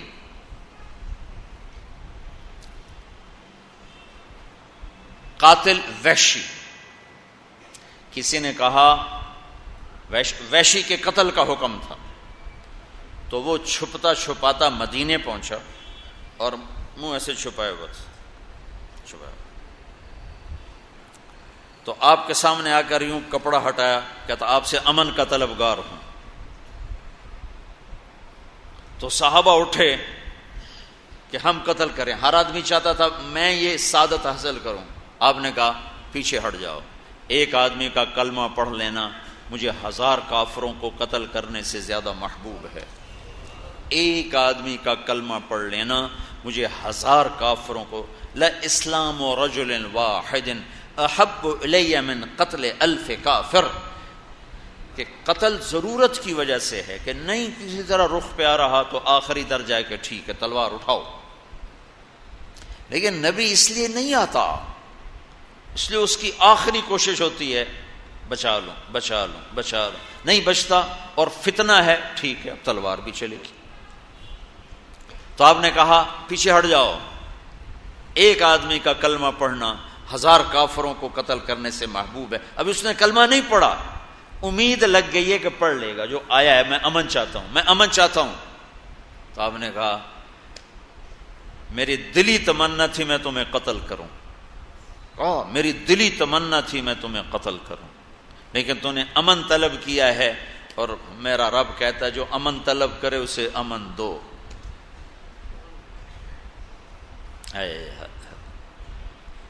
تو اب یہ بات چیت شروع ہونے لگی، کس سے؟ چاچے کے قاتل سے۔ وحشی کہتا ہے آپ کا رب کہتا ہے جو شرک کرے گا، زنا کرے گا، قتل کرے گا، وہ جہنم میں جائے گا۔ میں نے یہ سارے کام کیے ہیں۔ والذین لا يدعون مع اللہ الہا آخر ولا يقتلون النفس التي حرم اللہ الا بالحق ولا يزنون۔ شرک، قتل، زنا، ومن يفعل ذلك يلقى اثاما، جو یہ کرے گا تباہی دیکھے گا، جہنم میں جائے گا۔ تو کیا میرے لیے کوئی راستہ ہے؟ تو اللہ کے نبی نے کہا، اللہ کہتا الا من تاب وآمن وعمل عملا صالحا فاولئک یبدل اللہ سیئاتہم حسنات وکان اللہ غفورا رحیما۔ جو ایمان لائے گا، جو توبہ کرے گا، جو عمل اچھا کرے گا، اللہ اسے معاف کر دے گا۔ تو وہ وحشی کہنے لگا یہ تو بڑی اوکھی شرطیں ہیں، یہ تو نہیں میں پوری کر سکتا، کوئی آسان راستہ بتائیں۔ یہ چاچے کے قاتل سے بات ہو رہی ہے،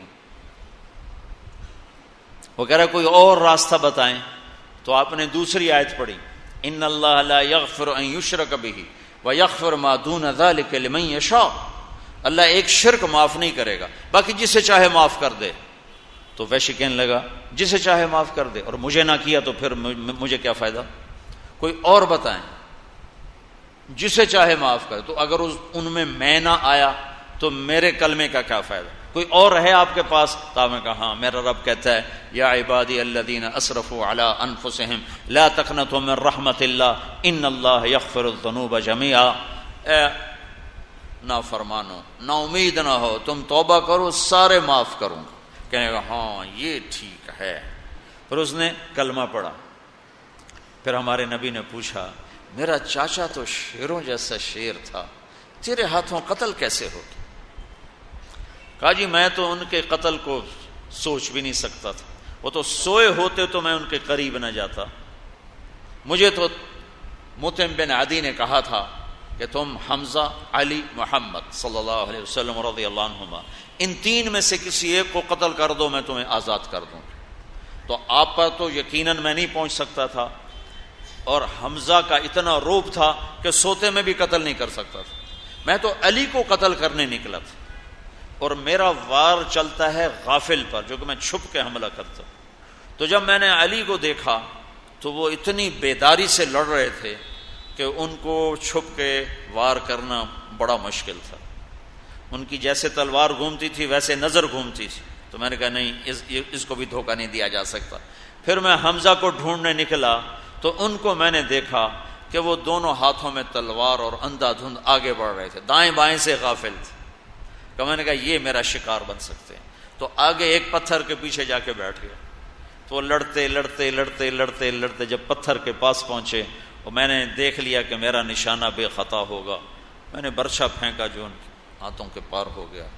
تو کہتے ہیں حضرت حمزہ نے مجھے مڑ کے یوں دیکھا، جب دیکھا تو مجھے لگا جیسے میری جان نکل جائے گی، میں بھاگا وہاں سے، لیکن پیچھے آواز آئی ابو عمارہ، تو مجھے پتا چل گیا کہ میرا کام ہو گیا۔ اس واقعے کو 7 سال گزر چکے ہیں، 9 سال، 8-9 سال۔ اللہ کے نبی کے پھر آنسو ٹپ ٹپ ٹپ ٹپ ٹپ، ساری داڑھی آنسوں سے تر ہو گئی۔ پھر ہم نے کہا ویحک غیب عنی وجہک، اللہ تیرا بھلا کرے میرے سامنے نہ آیا کر۔ دکھ اتنا پہنچا ہوا ہے کہ اس کو دیکھنے کی ہمت نہیں ہے، لیکن اس کو بھی جنت کا راستہ بتا کے رضی اللہ عنہ کی مہر لگوا دی۔ ہمارا معاشرہ انتقامی بن چکا ہے، معاف کرنا بھول گئے ہیں لوگ۔ اللہ کا نبی سوئے میں ایک بدو آتا ہے، آپ کی تلوار اٹھا کے آپ کو یوں مارتا، یوں آپ ایسے اٹھ کے بیٹھ جاتے ہیں۔ وہ کہتا ہے کون بچائے گا؟ قتل کے ارادے سے کھڑا ہوا ہے، کون بچائے گا؟ آپ نے بڑے اطمینان سے مسکرا کر فرمایا اللہ۔ تو یہ کہنا تھا کہ جبریل اترے اس کے سینے پہ مکہ مارا، تو ہاتھ سے گئی تلوار، وہ پیچھے گرا، آپ نے تلوار اٹھائی، کہ اب تمہیں کون بچائے گا؟ کہ مجھے تو ہی بچائے گا۔ آپ نے کہا کلمہ پڑھتے ہو؟ کہنے لگا نہیں پڑھتا۔ کہ جاؤ معاف کیا، جاؤ معاف کیا۔ اپنے نبی کی زندگی پڑھو، سیرت پڑھو۔ تم سے کیا گلہ کروں، ہمارے مدرسوں میں نہیں پڑھائی جاتی،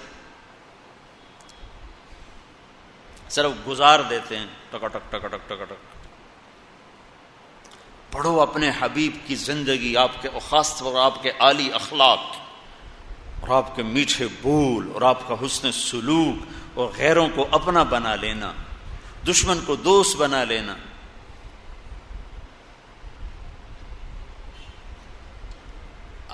آپ نے فرمایا اسلام کا سب سے مضبوط عمل کیا ہے؟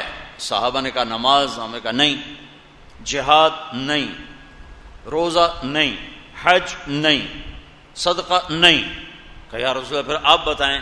کہ اسلام کا سب سے مضبوط عمل اللہ کے لیے محبت کرنا ہے اور اللہ کے لیے بغض رکھنا ہے۔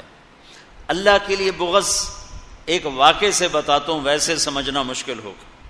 خیبر کی جنگ میں حضرت علی اور یہودی کی پنجہ آزمائی ہوئی۔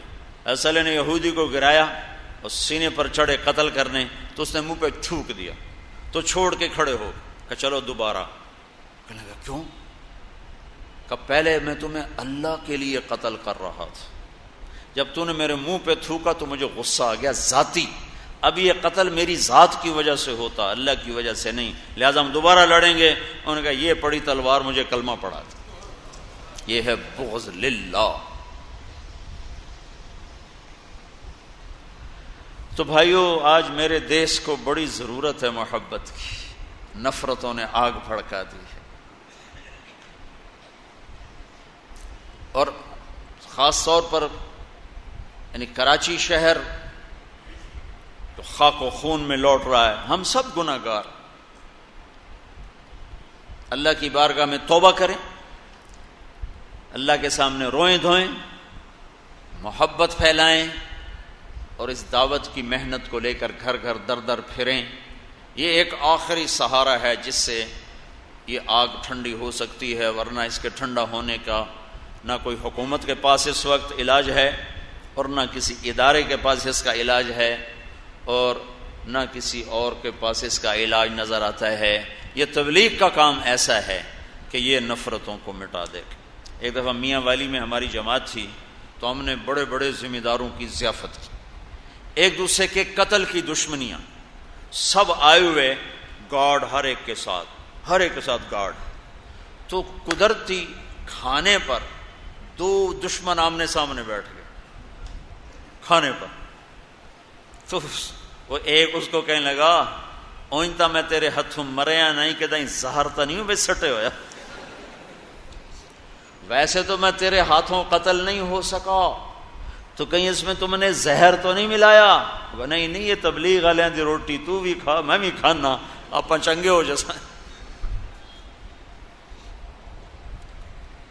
تبلیغ کی محنت میں یہ آس ہے کہ اگر آپ سنجیدگی کے ساتھ اس دعوت کی محنت کو کرو تو یہ فتنے دب سکتے ہیں، ورنہ یہ حکومتوں کے بس کی نہیں ہے۔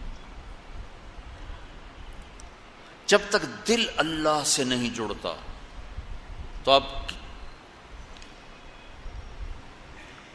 پہلے بھی کئی دفعہ سنا چکا، میں سینٹر ماڈل اسکول میں تھا، ہاسٹل میں ہمارے وارڈن آ گئے طالب صاحب رحمۃ اللہ علیہ، وہ بڑے نیک ٹیچر بھی تھے اور وارڈن ہمارے ہاسٹل کے بن گئے۔ اس سے پہلے تھے محمود صاحب، وہ عظیم صاحب کے جانے کے بعد طالب صاحب آئے، ان کے بعد محمود صاحب آئے، محمود صاحب کے بعد میں اسکول سے نکل گیا۔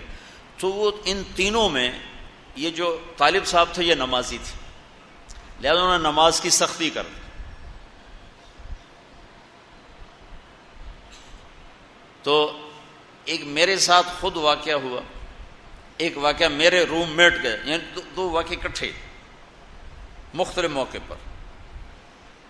عشاء کی نماز، رمضان کا مہینہ، اور میں نماز پچھلی سر، تو میرا روم میٹ مر گیا، مرحوم جاوید نام تھا اس نے میرے قریب آ کر نماز کی نیت باندھی، 4 رکعات نماز عشاء واسطے طالب حسین دے، اللہ اکبر۔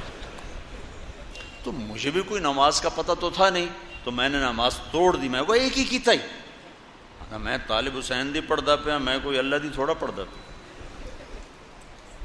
اچھا رمضان میں تراویح، ہم سے تو فرض نہیں پڑھے جاتے تھے، تراویح کون پڑھتا؟ تو میں اس میں نا نماز میں چہرہ دکھا کے حاضری لگا کے جب تراویح شروع میں کھسک کے جا کے کمرے میں سو گیا۔ اللہ ان کی بخشش کرے، اس وقت تو بہت ان پہ غصہ چڑھتا تھا، تو وہ پھر وہ ایک راؤنڈ لگاتے تھے تراویح کے اندر، بھائی کیڑا نکلے آیا۔ اس دن میرے اوپر چھاپا پڑ گیا، میں آگے لیٹ گیا تھا، اتنے میں رضائی ہٹی اور آگے طالب صاحب کا خوفناک چہرہ، میں کہا بھی مارے گئے۔ انہوں نے ایک رکھی، دوسری رکھی، چلے فلانے ڈمکانے، اسی بے وضو اللہ اکبر، سوتے جا کے نماز میں شریک ہو گئے۔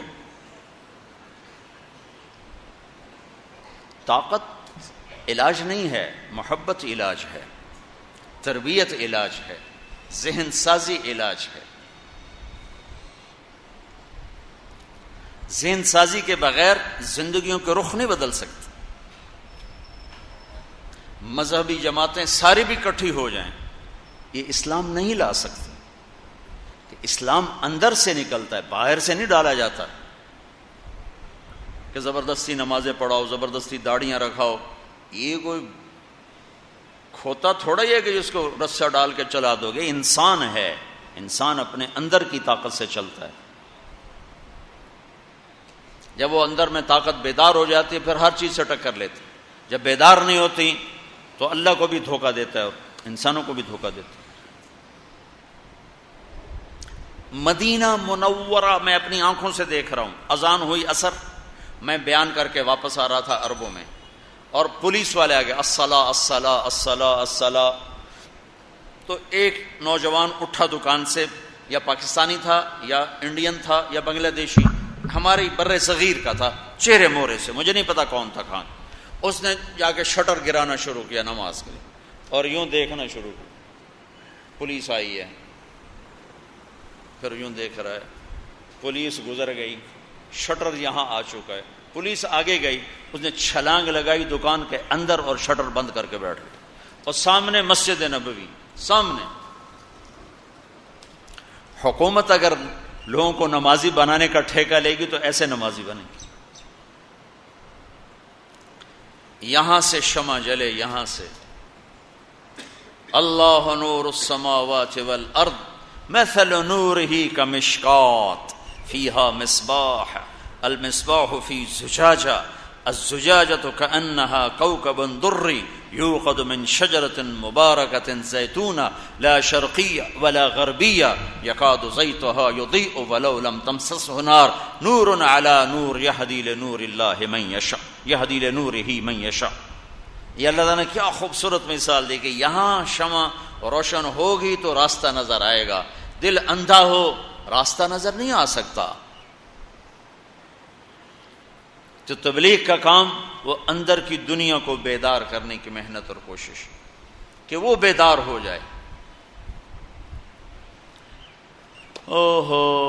ہمارے علاقے میں ایک چکلا ہے، رنجیت سنگھ نے جب ملتان فتح کیا تھا 1818 میں، تو اس نے 3 جگہ یہ برائی کے اڈے قائم کیے تھے، ایک لاہور، ایک ملتان جو میرا ضلع ہے، ایک کیروڑ پکا آج کل وہ تحصیل ہے، اور ایک تلمبا جو میرا ٹاؤن ہے، اس کے قریب میرا گاؤں۔ 1818 میں 3 بازار حسن قائم کیے تھے۔ کئی سال پہلے مجھے خیال آیا کہ یہ جو بچیاں یہاں ہیں ان کو تو ہم نے کبھی جا کے پوچھا ہی نہیں، ان پر بھی تو کبھی محنت کرنی چاہیے کہ اللہ تعالیٰ ان کو ہدایت دے دے۔ تو میں نے جواد وسیم کو بلایا جو سٹیج کا کام کرتا ہے، خالد عباس ڈار، اس کو بلایا، 2-4 کی جماعت میں کہ جاؤ ان سے بات کرو۔ تو ایک ساتھی نے ان کو جمع ہو گئیں، 60-70 جمع ہو گئیں، کچھ ایج اکثر نوجوان جو بیچاری کس مجبوری میں یہ کام کر رہی ہیں۔ تو ہمارے ساتھی نے کہا، بیٹیوں میں آپ پر عزت کی چادر ڈالنے آیا۔ اب یہ کوئی جملہ، کوئی تقریر تو نہیں نا، ایک جملہ ہے، بیٹیوں میں آپ پہ عزت کی چادر ڈالنے آیا ہوں۔ تو انہوں نے پھوٹ پھوٹ کے رونا شروع کر دیا کہ یہاں تو لوگ ہمارے کپڑے اتارنے آتے ہیں، آپ کون ہیں جو ہم پہ چادر ڈالنے آئے ہیں؟ یہاں تو کپڑے اتارنے لوگ آتے ہیں، چادر ڈالنے والا تو کبھی کوئی نہیں آیا۔ اس ایک بات نے ان کو رلا کے رکھ دیا۔ پھر ہم جا کے کارگزاری سنائی، میں نے کہا ان کو جمع کرو، میں بیان کروں۔ میں نے ان کو ایک جگہ جمع کیا، ان میں بیان کیا۔ 2-3 دن گزرے تو میرے پاس ایک لڑکی آئی، بڑی خوبصورت، تو اس کے ساتھ ایک ایجنٹ، تو مجھے کہا اندر گھر میں لیٹا ہوا تھا، جی باہر 2 عورتیں آئیں، تو عام طور پر وہ مانگنے والی ہوتی ہیں۔ میں نے کہا سن لو، جو کر سکتے ہو ان کو مدد کر دو۔ وہ دوبارہ واپس آئے، جو کہتی ہیں ہم ادھر سے آئی ہیں، چکلے سے آئی ہیں۔ اچھا بلاؤ، بلایا تو ایک بچی اور ایک ساتھ 45-50 کی عمر کی عورت۔ کہا جی میرا نام فوزیہ ہے۔ وہ بچی نے کہا میں اس بازار کی ہوں، میں ڈانسر ہوں، دبئی جاتی ہوں، وہاں کام کرتی ہوں۔ تو میں نے آپ کی بات سنی، میں نے توبہ کی ہے۔ تو آج 3را دن ہے، میرے بھائیوں نے مار مار میرا حشر کر دیا ہے۔ وہ کہتے ہیں تمہیں ناچنا ہوگا، اپنے جسم کو بیچنا ہوگا، ورنہ ہم روٹی کہاں سے کھائیں۔ تو میں نے ان سے کہا مجھے ذبح کر دو، اب میں یہ کام نہیں کروں۔ تو میرا کوئی آسرا نہیں ہے، آپ میرا کوئی وظیفہ مقرر کر دیں۔ اور دوسری جو ساتھ تھی وہ نائکا تھی۔ نائکا بہت خطرناک کردار ہوتا ہے، نئی لڑکیوں کو پھنسانا، پھر گاہک تلاش کرنا، سودے کرانا، کمیشن لینا۔ ایک وہ تھی جو اس پورے چکلے کی انچارج تھی، اس کا نام عذرا۔ کہا میاں صاحب میں بھی توبہ کر لیے، میری 2 بچیاں جوان تھیں، گھنگرو باندھنے والی تھیں، تمہاری بات سن لی ہے، میں نے ان کے گھنگرو اتار دیے، ان کی شادی کروا دو۔ میں کہ میرے ذمہ، تمہارے سارے خرچ میرے ذمہ۔ پھر وہاں ہم نے تعلیم شروع کروائی۔ آپ کو 2.5 سال میں 20 جوان خوبصورت لڑکیاں توبہ کر کے شادی کر کے گھر آباد کر چکی۔ اور جب میں نے ان کی کہانیاں سنی تو میں بہت رویا کہ یہ تو بڑا مظلوم طبقہ ہے، ہم تو انہیں کچھ اور جانتے تھے تو کچھ اور نکلا ہے۔ انہیں نچانے والے اصل ظالم ہیں، ان کے پاؤں میں گھنگرو باندھنے والے ابھی بھی میاں صاحب بن کے بیٹھے ہوئے ہیں، مار صاحب بن کے بیٹھے ہوئے ہیں، چودھری صاحب بن کے بیٹھے ہوئے ہیں۔ ان کا کالر ابھی تک وائٹ ہے، اور جس کو گھنگرو بندھائے وہ طوائف بن گئی اور معاشرے میں گالی بن گئی۔ جس نے گھنگرو بندھوائے، جس نے نچوایا، جس نے ہائے ہائے ہائے ہائے اس حال تک پہنچایا، اصل ظالم تو وہ تھے۔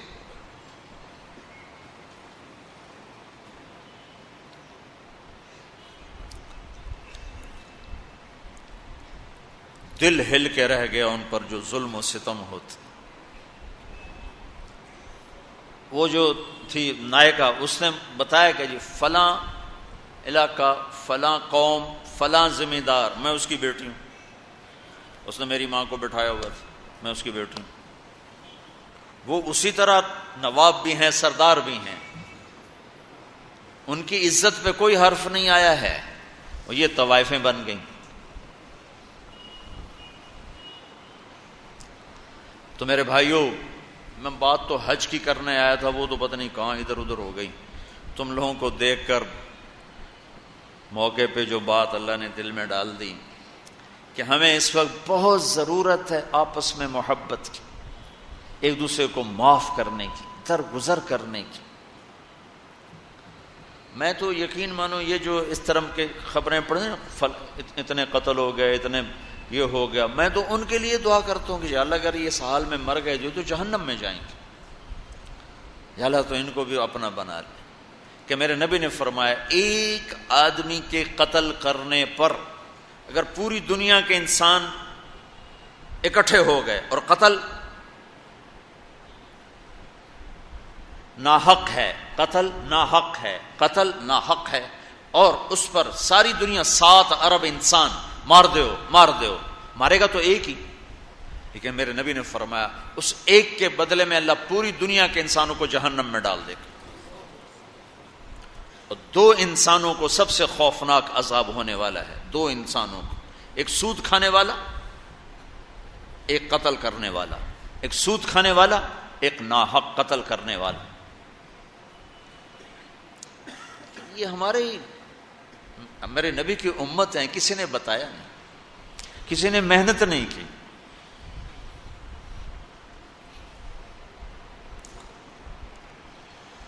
آخری حج کا خطبہ آپ نے جو دیا، ہر دفعہ یہاں سے بات شروع کی، تمہارے جان مال ایک دوسرے کے لیے قابل احترام ہے، کسی پہ ہاتھ نہ ڈال.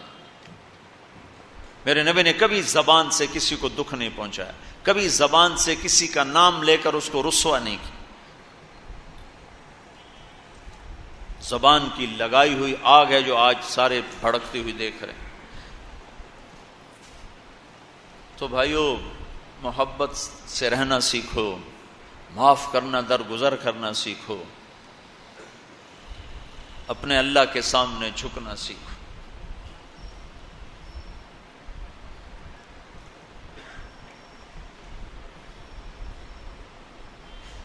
جب قومیں زوال کا شکار ہوتی ہیں، کہتی ہیں یہ فلاں کی سازش ہے. جیسے آج کل کہتے ہیں مسلمان، امریکہ کی سازش ہے جی، اصل یہودیوں کی سازش ہے. یہ کراچی کے بینکوں میں جو سود پہ پیسہ پڑا ہوا ہے، یہ امریکہ کی سازش، یہودیوں کی سازش.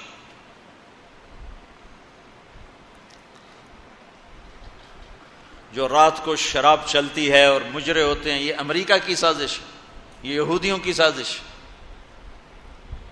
نوجوان اولاد ماں باپ کی نافرمان ہیں، یہ کسی دشمن کی سازش.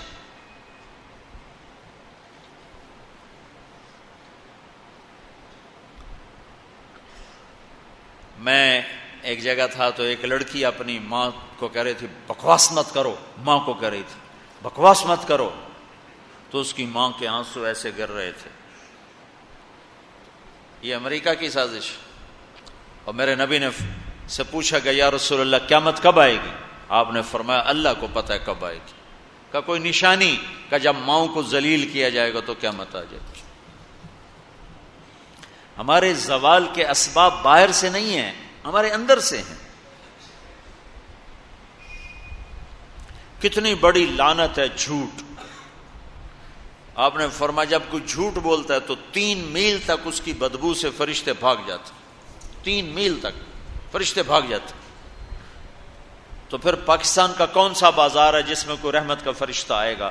کہ ہر دکاندار جھوٹ بول رہا ہے، ہر بڑا چھوٹا تاجر جھوٹ بول رہا ہے، ہر سیاستدان جھوٹ بول رہا ہے. ہر سے مراد ہے 100 میں 99 نہیں، 1 لاکھ میں 99,999. کوئی 1 لاکھ میں شاید ایک کوئی سچا مل جائے. اور جس قوم میں جھوٹ اور ظلم اور خیانت پھیل جائے وہ قوم تباہ ہو جاتی. ان کو کسی دشمن کی ضرورت نہیں ہے، وہ اپنے دشمن خود ہیں. جسے نشہ کرنے والے کا کوئی دشمن نہیں، وہ اپنی ذات کا دشمن خود ہے. تو ہم اوروں کو الزام نہ دیں کہ یہودیوں نے سازش کر دی اور عیسائیوں نے کر دی اور امریکہ نے کر دی. ہم نے خود کی. اسپین سے آخری ملک تھا یورپ کے سفر میں اسپین. تو قدم قدم پہ میں رویا کہ کس طرح مسلمان آپس کی لڑائی میں ختم ہو کے رہ گئے. کہ پاکستان اسپین میرے سامنے یوں آتے تھے ایسے. اسپین کی تاریخ پاکستان کے حالات، اسپین کی تاریخ پاکستان کے حالات، اسپین کے مسلمانوں کی آپس کی لڑائیاں پاکستان کے حالات، آپس میں قتل و غارت پھر پاکستان کے حالات. تو اللہ تعالیٰ نے اس طرح ان کو مٹا دیا اسپین سے کہ ایک کلمہ پڑھنے والا باقی نہ بچا. مسجد قرطبہ جیسا شاہکار بیچ اس کے گرجا بنا ہوا ہے، صلیبیں لٹکی ہوئی ہیں، بت پڑے ہوئے ہیں، نماز منع ہے، بورڈ لگا ہوا ہے. تو میں وہاں محراب کے قریب جا کے کھڑا ہو گیا اور تصور میں دیکھنے لگا کہ یہ وہ جگہ ہے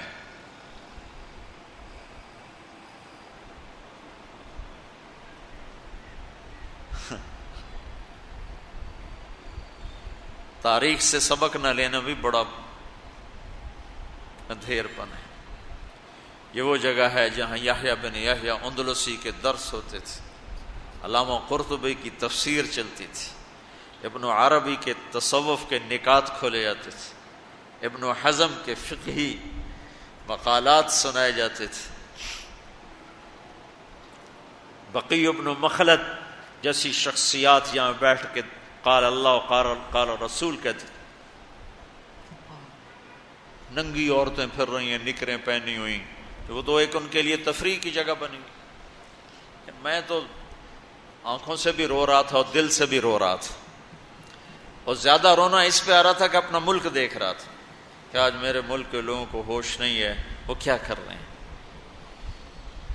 دین پہ نفرت، فرقہ واریت کی نفرت، سیاست کی نفرت، قوم کی نفرت، صوبوں کی نفرت، شہروں کی نفرت، زبان کی نفرت، کون کون سا زخم ہے جو اس جسم پہ نہیں لگا ہوا، اور کون کون سے زہریلے تیر ہیں جو اس پر نہیں چلائے گے۔ میں ایسے ہی کھڑا دیکھتا رہا، پھر میں محراب کے پاس جا کے کھڑا ہو گیا تو 700 سال پرانی قرآن کی آیات اب بھی اسی طرح لکھی ہوئی کھڑی۔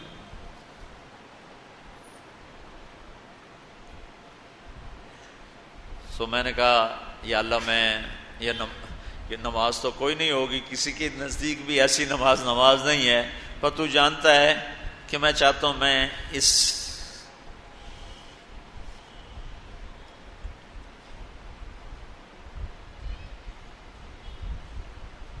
ارے میرے بھائیو، آپس کی نفرتیں مٹا دو اللہ کے واسطے۔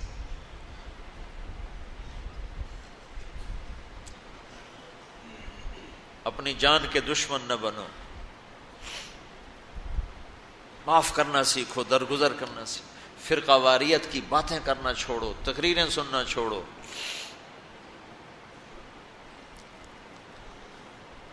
اب تاریخ میری کمزوری رہی ہے، میں بچپن سے تاریخ پڑھتا آ رہا ہوں، یہ تبلیغ میں لگنے سے پہلے ہی ذوق تھا تاریخ پڑھنا۔ جب تبلیغ میں لگے تو مدرسے میں آ گیا تو اور پڑھنے کا لگ گیا، پھر کچھ اللہ تعالیٰ نے یاد اچھی دے دی تو جو چیز پڑھی وہ یاد رہے گی، وہ سارا تسلسل، اور میں تو ایسے بس ڈوبتا ابھرتا رہا کہ یا اللہ آج میں یہاں اس دھرتی پہ سجدہ نہیں کر سکتا جہاں 700 سال جن اینٹوں نے سجدے کے لمس محسوس کیے، جن اینٹوں نے تیرے لاکھوں کروڑوں پیاروں کے آنسو جذب کیے، جن در و دیوار نے تیرے ہزاروں محبوب لوگوں کے واعظ و ارشاد سنے، جن کونوں میں تجھے یاد کرنے والے ہزاروں لاکھوں کروڑوں، انہیں روشن کرتے کرتے کرتے آج اسی زمین کے نیچے سوئے ہوئے ہیں۔ قرطبہ کے قبرستان پہ شہر بنا ہوا ہے، نہ کسی بادشاہ کی قبر باقی اور نہ کسی بڑے کی، نہ کسی چھوٹے کی۔ میں یہاں نماز پڑھتا ہوں، میری نماز قبول کر لے۔ میں نے اشاروں میں نماز پڑھی، اللہ اکبر، پھر ثنا، پھر فاتحہ، پھر رکوع، اللہ، پھر سجدہ، اللہ، اتنا کو کیا، رکوع سجدہ اتنا کر کے، تاکہ کسی کو چونکہ جو داڑھی والا اندر آتا ہے نا تو اس کے پیچھے سیکورٹی لگ جاتی کہ کہیں کسی کونے میں چھپ کے نماز نہ پڑھ لے، تو ایک سیکورٹی والا ہمارے پیچھے پیچھے کر رہا تھا۔ چلو یا اللہ میں بھی ان میں ہو جاؤں جنہوں نے اس مسجد میں نماز پڑھی تھی۔ اور میرا پاکستان اس دور سے گزر رہا ہے، نہ عوام کو ہوش ہے نہ خواص کو ہوش کہ کیا ہو رہا ہے۔ شاید اللہ تعالیٰ کسی کی فریاد پر آنکھیں کھول دے کسی کی۔ تو بھائیو، محبت سیکھو، درگزر سیکھو۔ اس تبلیغ سے خوبصورت محنت، سارے دین کی محنتیں حق ہیں جس سے خیر پھیل رہی ہو، جس سے لوگوں کو نفع پھیل رہا ہو، لیکن میرے بھائیو دنیا بھی پھری ہے، تاریخ بھی پڑھی ہے، اور کچھ اللہ تعالیٰ نے موقع دیا بہت زیادہ سے مراد یہ نہیں کہ میں کوئی کتابوں کے انبار لگا دی، اپنی حیثیت کے مطابق میں آپ کو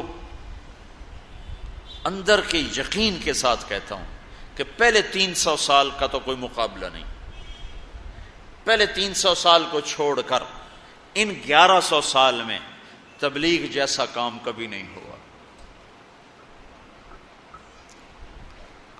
میں تمہارے سامنے ہاتھ جوڑتا ہوں، تبلیغ میں وقت دو. اگر اپنے اللہ سے تعلق بنانا ہے، اگر لوگوں کو اللہ کی طرف پھیرنا ہے تو تبلیغ میں جاؤ. بہت بڑا مجمع آیا ہوا ہے، صرف ہر مہینے 3 دن کی نیت کر لو کہ ہر مہینے 3 دن لگانے ہیں. کرو گے نیت؟ کرتے ہو نیت؟ ہر مہینے 3 دن لگانے شروع کر دو، تمہاری زندگی میں تبدیلی آ جائے گی. 6 بر اعظم کے انسانوں تک پیغام پہنچ رہا ہو، ہر زبان کے لوگوں کو ہدایت مل رہی ہو، ہر طبقے کو ہدایت مل رہی. جب طوائفوں کی طرف ذہن گیا، پھر کہا خسروں کو بھی تو لینا چاہیے، وہ بھی تو نبی کی امت ہے، ان کے پاس پہنچ گیا. تو ہمارے علاقے کا سب سے بڑا ڈانسر، اب اس کی داڑھی ہے، 5 وقت کا پہلی صف کا نمازی ہے. جب میری اس کی پہلی ملاقات ہوئی، میں نے کہا وہ کبھی نماز پڑھی؟ کہا جی کدی نہیں. کدی جمعہ پڑھے؟ جی کدی نہیں. عید پڑھی؟ جی کدی نہیں. میں کیوں؟ کہ جی یہ مولوی ساڑے نال نفرت کریں تے مڑ اساں بھی پراں رہ جانے ہیں، تساں پیار کیتا ایسی آ گئے ہیں. اس کا چلا بھی لگ چکا ہے، داڑھی بھی رکھ لی ہے. ایک مجھے ملا یہی اس کے بال کٹوائے، سارا کچھ سٹ کیا، اور کچھ عرصے بعد پھر میں دیکھو نا سرخی لگائی ہو فوٹو، وہ تینوں کی بڑی. اس نے میں اپنے واقعہ سنا، کہا جی میں مسجد میں گیا نماز پڑھنے تو مولوی صاحب نے آخیا اے خسرا کدے اندر وڑا ہے، انہوں باہر کٹو، انہوں باہر کٹو.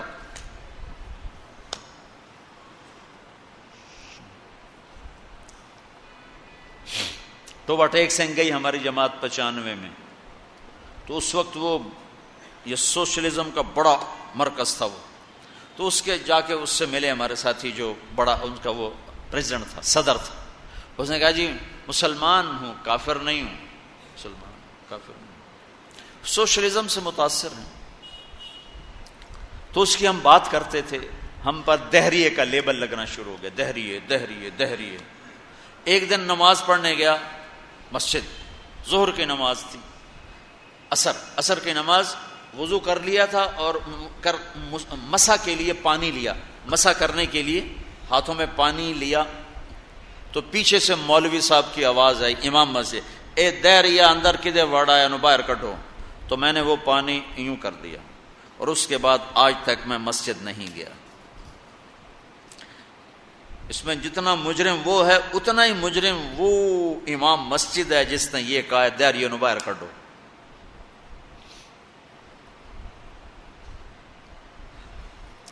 تو بھائیو بہت بڑا مجمع بیٹھے ہو اوپر نیچے، اور اکثر نوجوان نظر آ رہے ہو. محبت سیکھو، اللہ سے صلح کر لو، توبہ کر لو. یہ جو لوگ چوریاں ڈاکے کر رہے ہیں ان کے لیے بھی دعا کرو کہ اللہ ان کو بھی ہدایت. وہ اس حال میں مر گئے تو پتہ نہیں کون سی جہنم میں جائیں گے.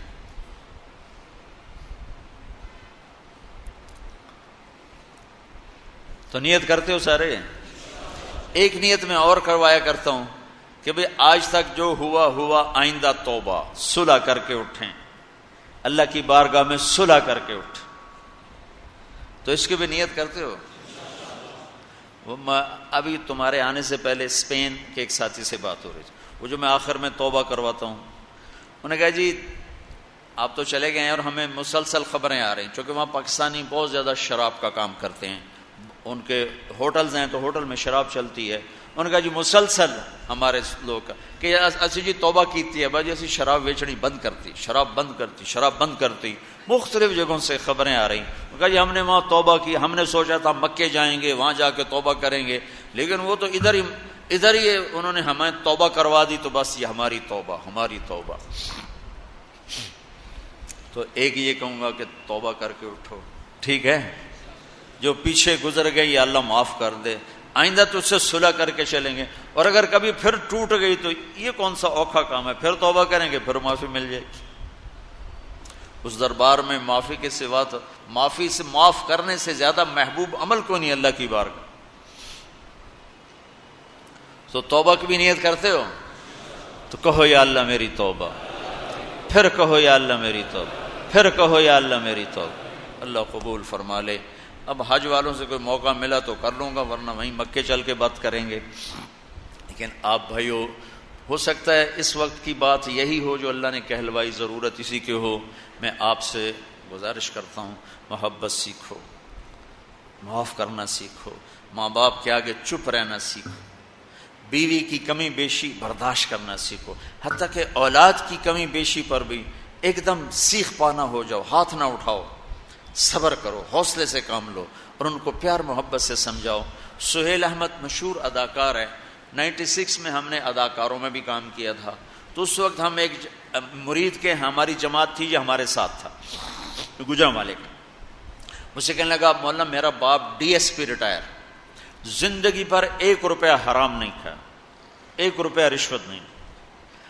اب بے تکلف ہو چکی ہے، تعلق بن چکا ہے. تو میں کہتے تو کڑے حرام کھاتے بڑھ گئے. میں نے آگے کہا تو کڑے حرام کھاتے بڑھ گئے، تو کیوں اس غلط کام میں چلا گیا؟ کہا جی بس کیا بتاؤں، 8ویں جماعت میں تھا، فلم دیکھنے چلا گیا. واپس آیا تو میرے باپ کو پتہ چل گیا میں نے فلم دیکھی. تو اس نے پولیس والا بوٹ اٹھایا اور مار مار مار مار میرے سر سے خون نکال دی. تو میں نے دل میں کہا تو نے مجھے فلم سے روکا ہے، میں تمہیں اداکار بن کے دکھاؤں گا. کہا جی وہ شیطانی ضد پر آج یہ ہو رہا. تو اپنی اولاد کے ساتھ، استادوں تو شاگرد کے ساتھ ہمارے ہاں سختی ہے. اسکول ٹیچر بھی، مدرسوں کے مدرسین بھی بہت شدت کا لہجہ، سختی کا لہجہ، کان پکڑوانے، مارنا پیٹنا، یہ انسانی طریقہ نہیں ہے. پہلا جھوٹ ماں باپ سکھاتے ہیں، اولاد پہ سختی کرتے ہیں، وہ جھوٹ بولنا شروع کرتے ہیں. میرے والد صاحب نے نماز سختی سے پڑھانا شروع کی. جب میں گھر میں ہوتا تھا تو اب اللہ گواہ ہے اپنے گناہوں کا ذکر نہیں کرنا چاہیے، لیکن صحابہ بھی کیا کرتے تھے، جاہلیت کے قصے سناتے تھے اللہ کے نبی کو، اپنے باپ کے ڈر سے بغیر وضو کے جا کے نمازیں پڑھیں.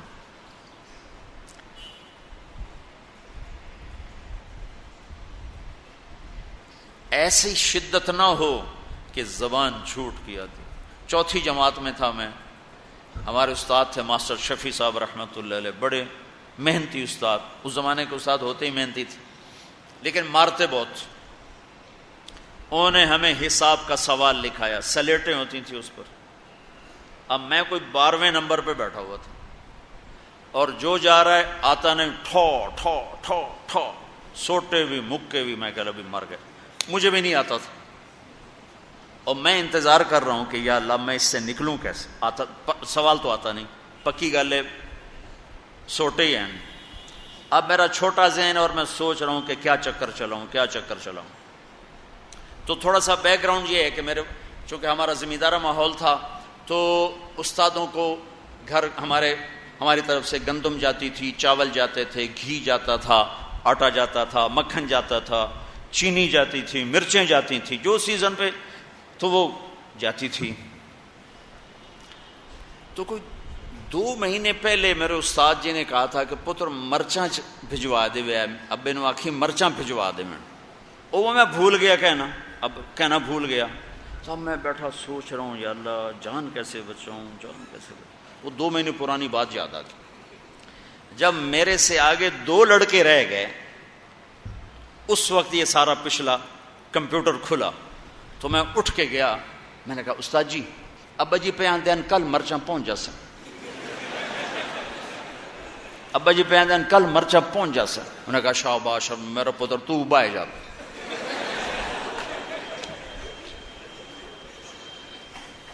یہ جھوٹ کس نے بلوایا؟ استاد نے، اس کے ڈنڈے نے، اس کی سختی نے. ماں باپ سے بھی کہتا ہوں، مدرسے کے علماء سے کہتا ہوں، اسکول کے ٹیچروں سے کہتا ہوں، محبت سیکھو، محبت سکھاؤ. اولاد سے کہتا ہوں ماں باپ کی محبت سیکھو، ان کی شدت کو برداشت کرنا سیکھو. بھائی سے کہتا ہوں بھائی کی برداشت کر. آپ بیٹھے ہو عورتیں نہیں ہیں تو آپ سے کہتا ہوں بیوی کی برداشت کرو، ماں کی برداشت کرو، بہنوں کی برداشت. جو بھی کوئی بلندیوں کے راستے ہیں وہ برداشت میں چھپے ہوئے ہیں۔ اور تبلیغ میں وقت دو۔ تبلیغ سے بڑھ کر سارے دین کے کام خیر کے ہیں جس سے لوگوں کو نفع ہو رہا ہے، لیکن جو سب سے اس وقت لوگوں کے لیے خیر بھلائی کا کام ہے وہ یہ تبلیغ کا ہے۔ اس میں ٹائم دیا کرو، آپ کو بہت نفع ہوگا۔ اللہ تعالیٰ انشاءاللہ آپ کو آگے بڑھائے گا۔ کسی سے لڑے ہوئے ہو ابھی اٹھ کے صلح کر لینا، کسی سے ناراض ہو ابھی جا کر اس کو گلے لگا لینا، کہ اللہ کی بارگاہ میں بہت اونچا لے جانے والا عمل ہے جھک جانا، معاف کرنا، درگزر کرنا۔ تو اس کی بھی نیت کرتے ہو؟ اللہ تعالیٰ قبول فرمائے۔ اللہم لک الحمد کما انت اہلہ فصل علی محمد کما انت اہلہ وفعل بنا ما انت اہلہ انک اہل التقوی و اہل المغفرہ ربنا تقبل منا انک انت السمیع العلیم وتب علینا انک انت التواب الرحیم اللہم اغفر للمؤمنین والمؤمنات والمسلمین والمسلمات الاحیاء منهم والاموات انک سمیع قریب مجیب الدعوات اللہم انا نسألک الہدى والتقى والعفاف والغنى اللہم آت نفوسنا تقواها وزکها انت خیر من زکاها انت ولیہا و مولاہا۔ یا اللہ اس سارے مجمع کو ہم سب کو قبول فرما اور ہمیں پچھلے گناہوں پہ ندامت نصیب فرما۔ ہم توبہ کرتے ہیں یا اللہ ہماری توبہ کو قبول فرما۔ تو غفور الرحیم ہے، معاف کرنا تیری صفت ہے، اور بھول جانا، خطا کرنا ہماری کمزوری ہے۔ ہماری کمزوری پہ رحم فرما کر ہمیں معاف فرما دے۔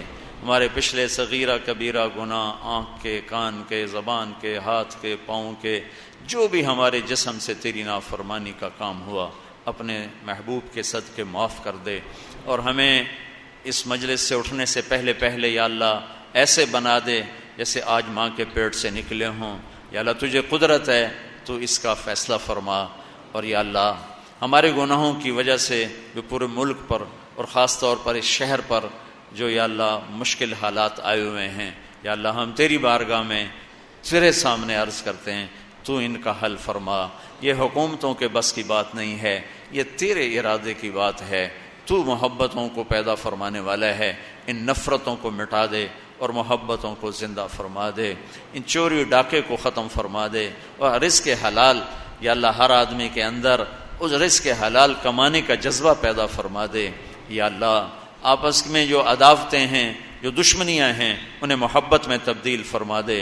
وہ دین کے نام پر ہوں، دنیا کے نام پر ہوں، سیاست کے نام پر ہوں، کسی بھی شکل پر اگر آپس میں کوئی نفرت ہے یا اللہ اپنے فضل سے مٹا دے۔ ہم تو تھکے پڑے ہیں میرے مولا، تو عاجز نہیں ہے، ہم تو عاجز ہیں، تو قدیر ہے، ہم تو حقیر ہیں، تو کبیر ہے، ہم ذلیل ہیں، تو عزیز ہے، ہم کمزور ہیں، تو قوی ہے۔ تیرا چاہا پورا ہوتا ہے، ہمارا چاہا تیرے بغیر پورا نہیں ہو سکتا۔ تو نے ہمیں یہ دیس دیا، بڑے یا اللہ رحمت سے دیا، فضل سے دیا، ہم اس کی قدر نہ کر سکے۔ آج یہ ہمارے گناہوں کی وجہ سے لہو لہان ہے، ہمیں بھی معاف فرما دے، ہمارے دیس والوں کو بھی معاف فرما دے، اور اسے امن کا گہوارہ بنا دے، محبتوں کا گہوارہ بنا دے، الفتوں کا گہوارہ بنا دے، ایک دوسرے کی قدر کرنے والا بنا دے، ایک دوسرے کو معاف کرنے والا بنا دے۔ اس سارے مجمع کو قبول فرما لے، اس مسجد کو، مسجد کے نماز پڑھنے والوں کو، پڑھانے والوں کو، پڑھنے والوں کو قبول فرما لے، اس مسجد کے اطراف والوں کو، پورے اس محلے کو قبول فرما لے، اور دنیا کی بھی ہر خیر عطا فرما اور آخرت کی بھی ہر خیر عطا فرما۔ دنیا کے ہر شر سے بچا اور آخرت کے ہر شر سے بچا۔ وصلی اللہ تعالی علیہ وسلم۔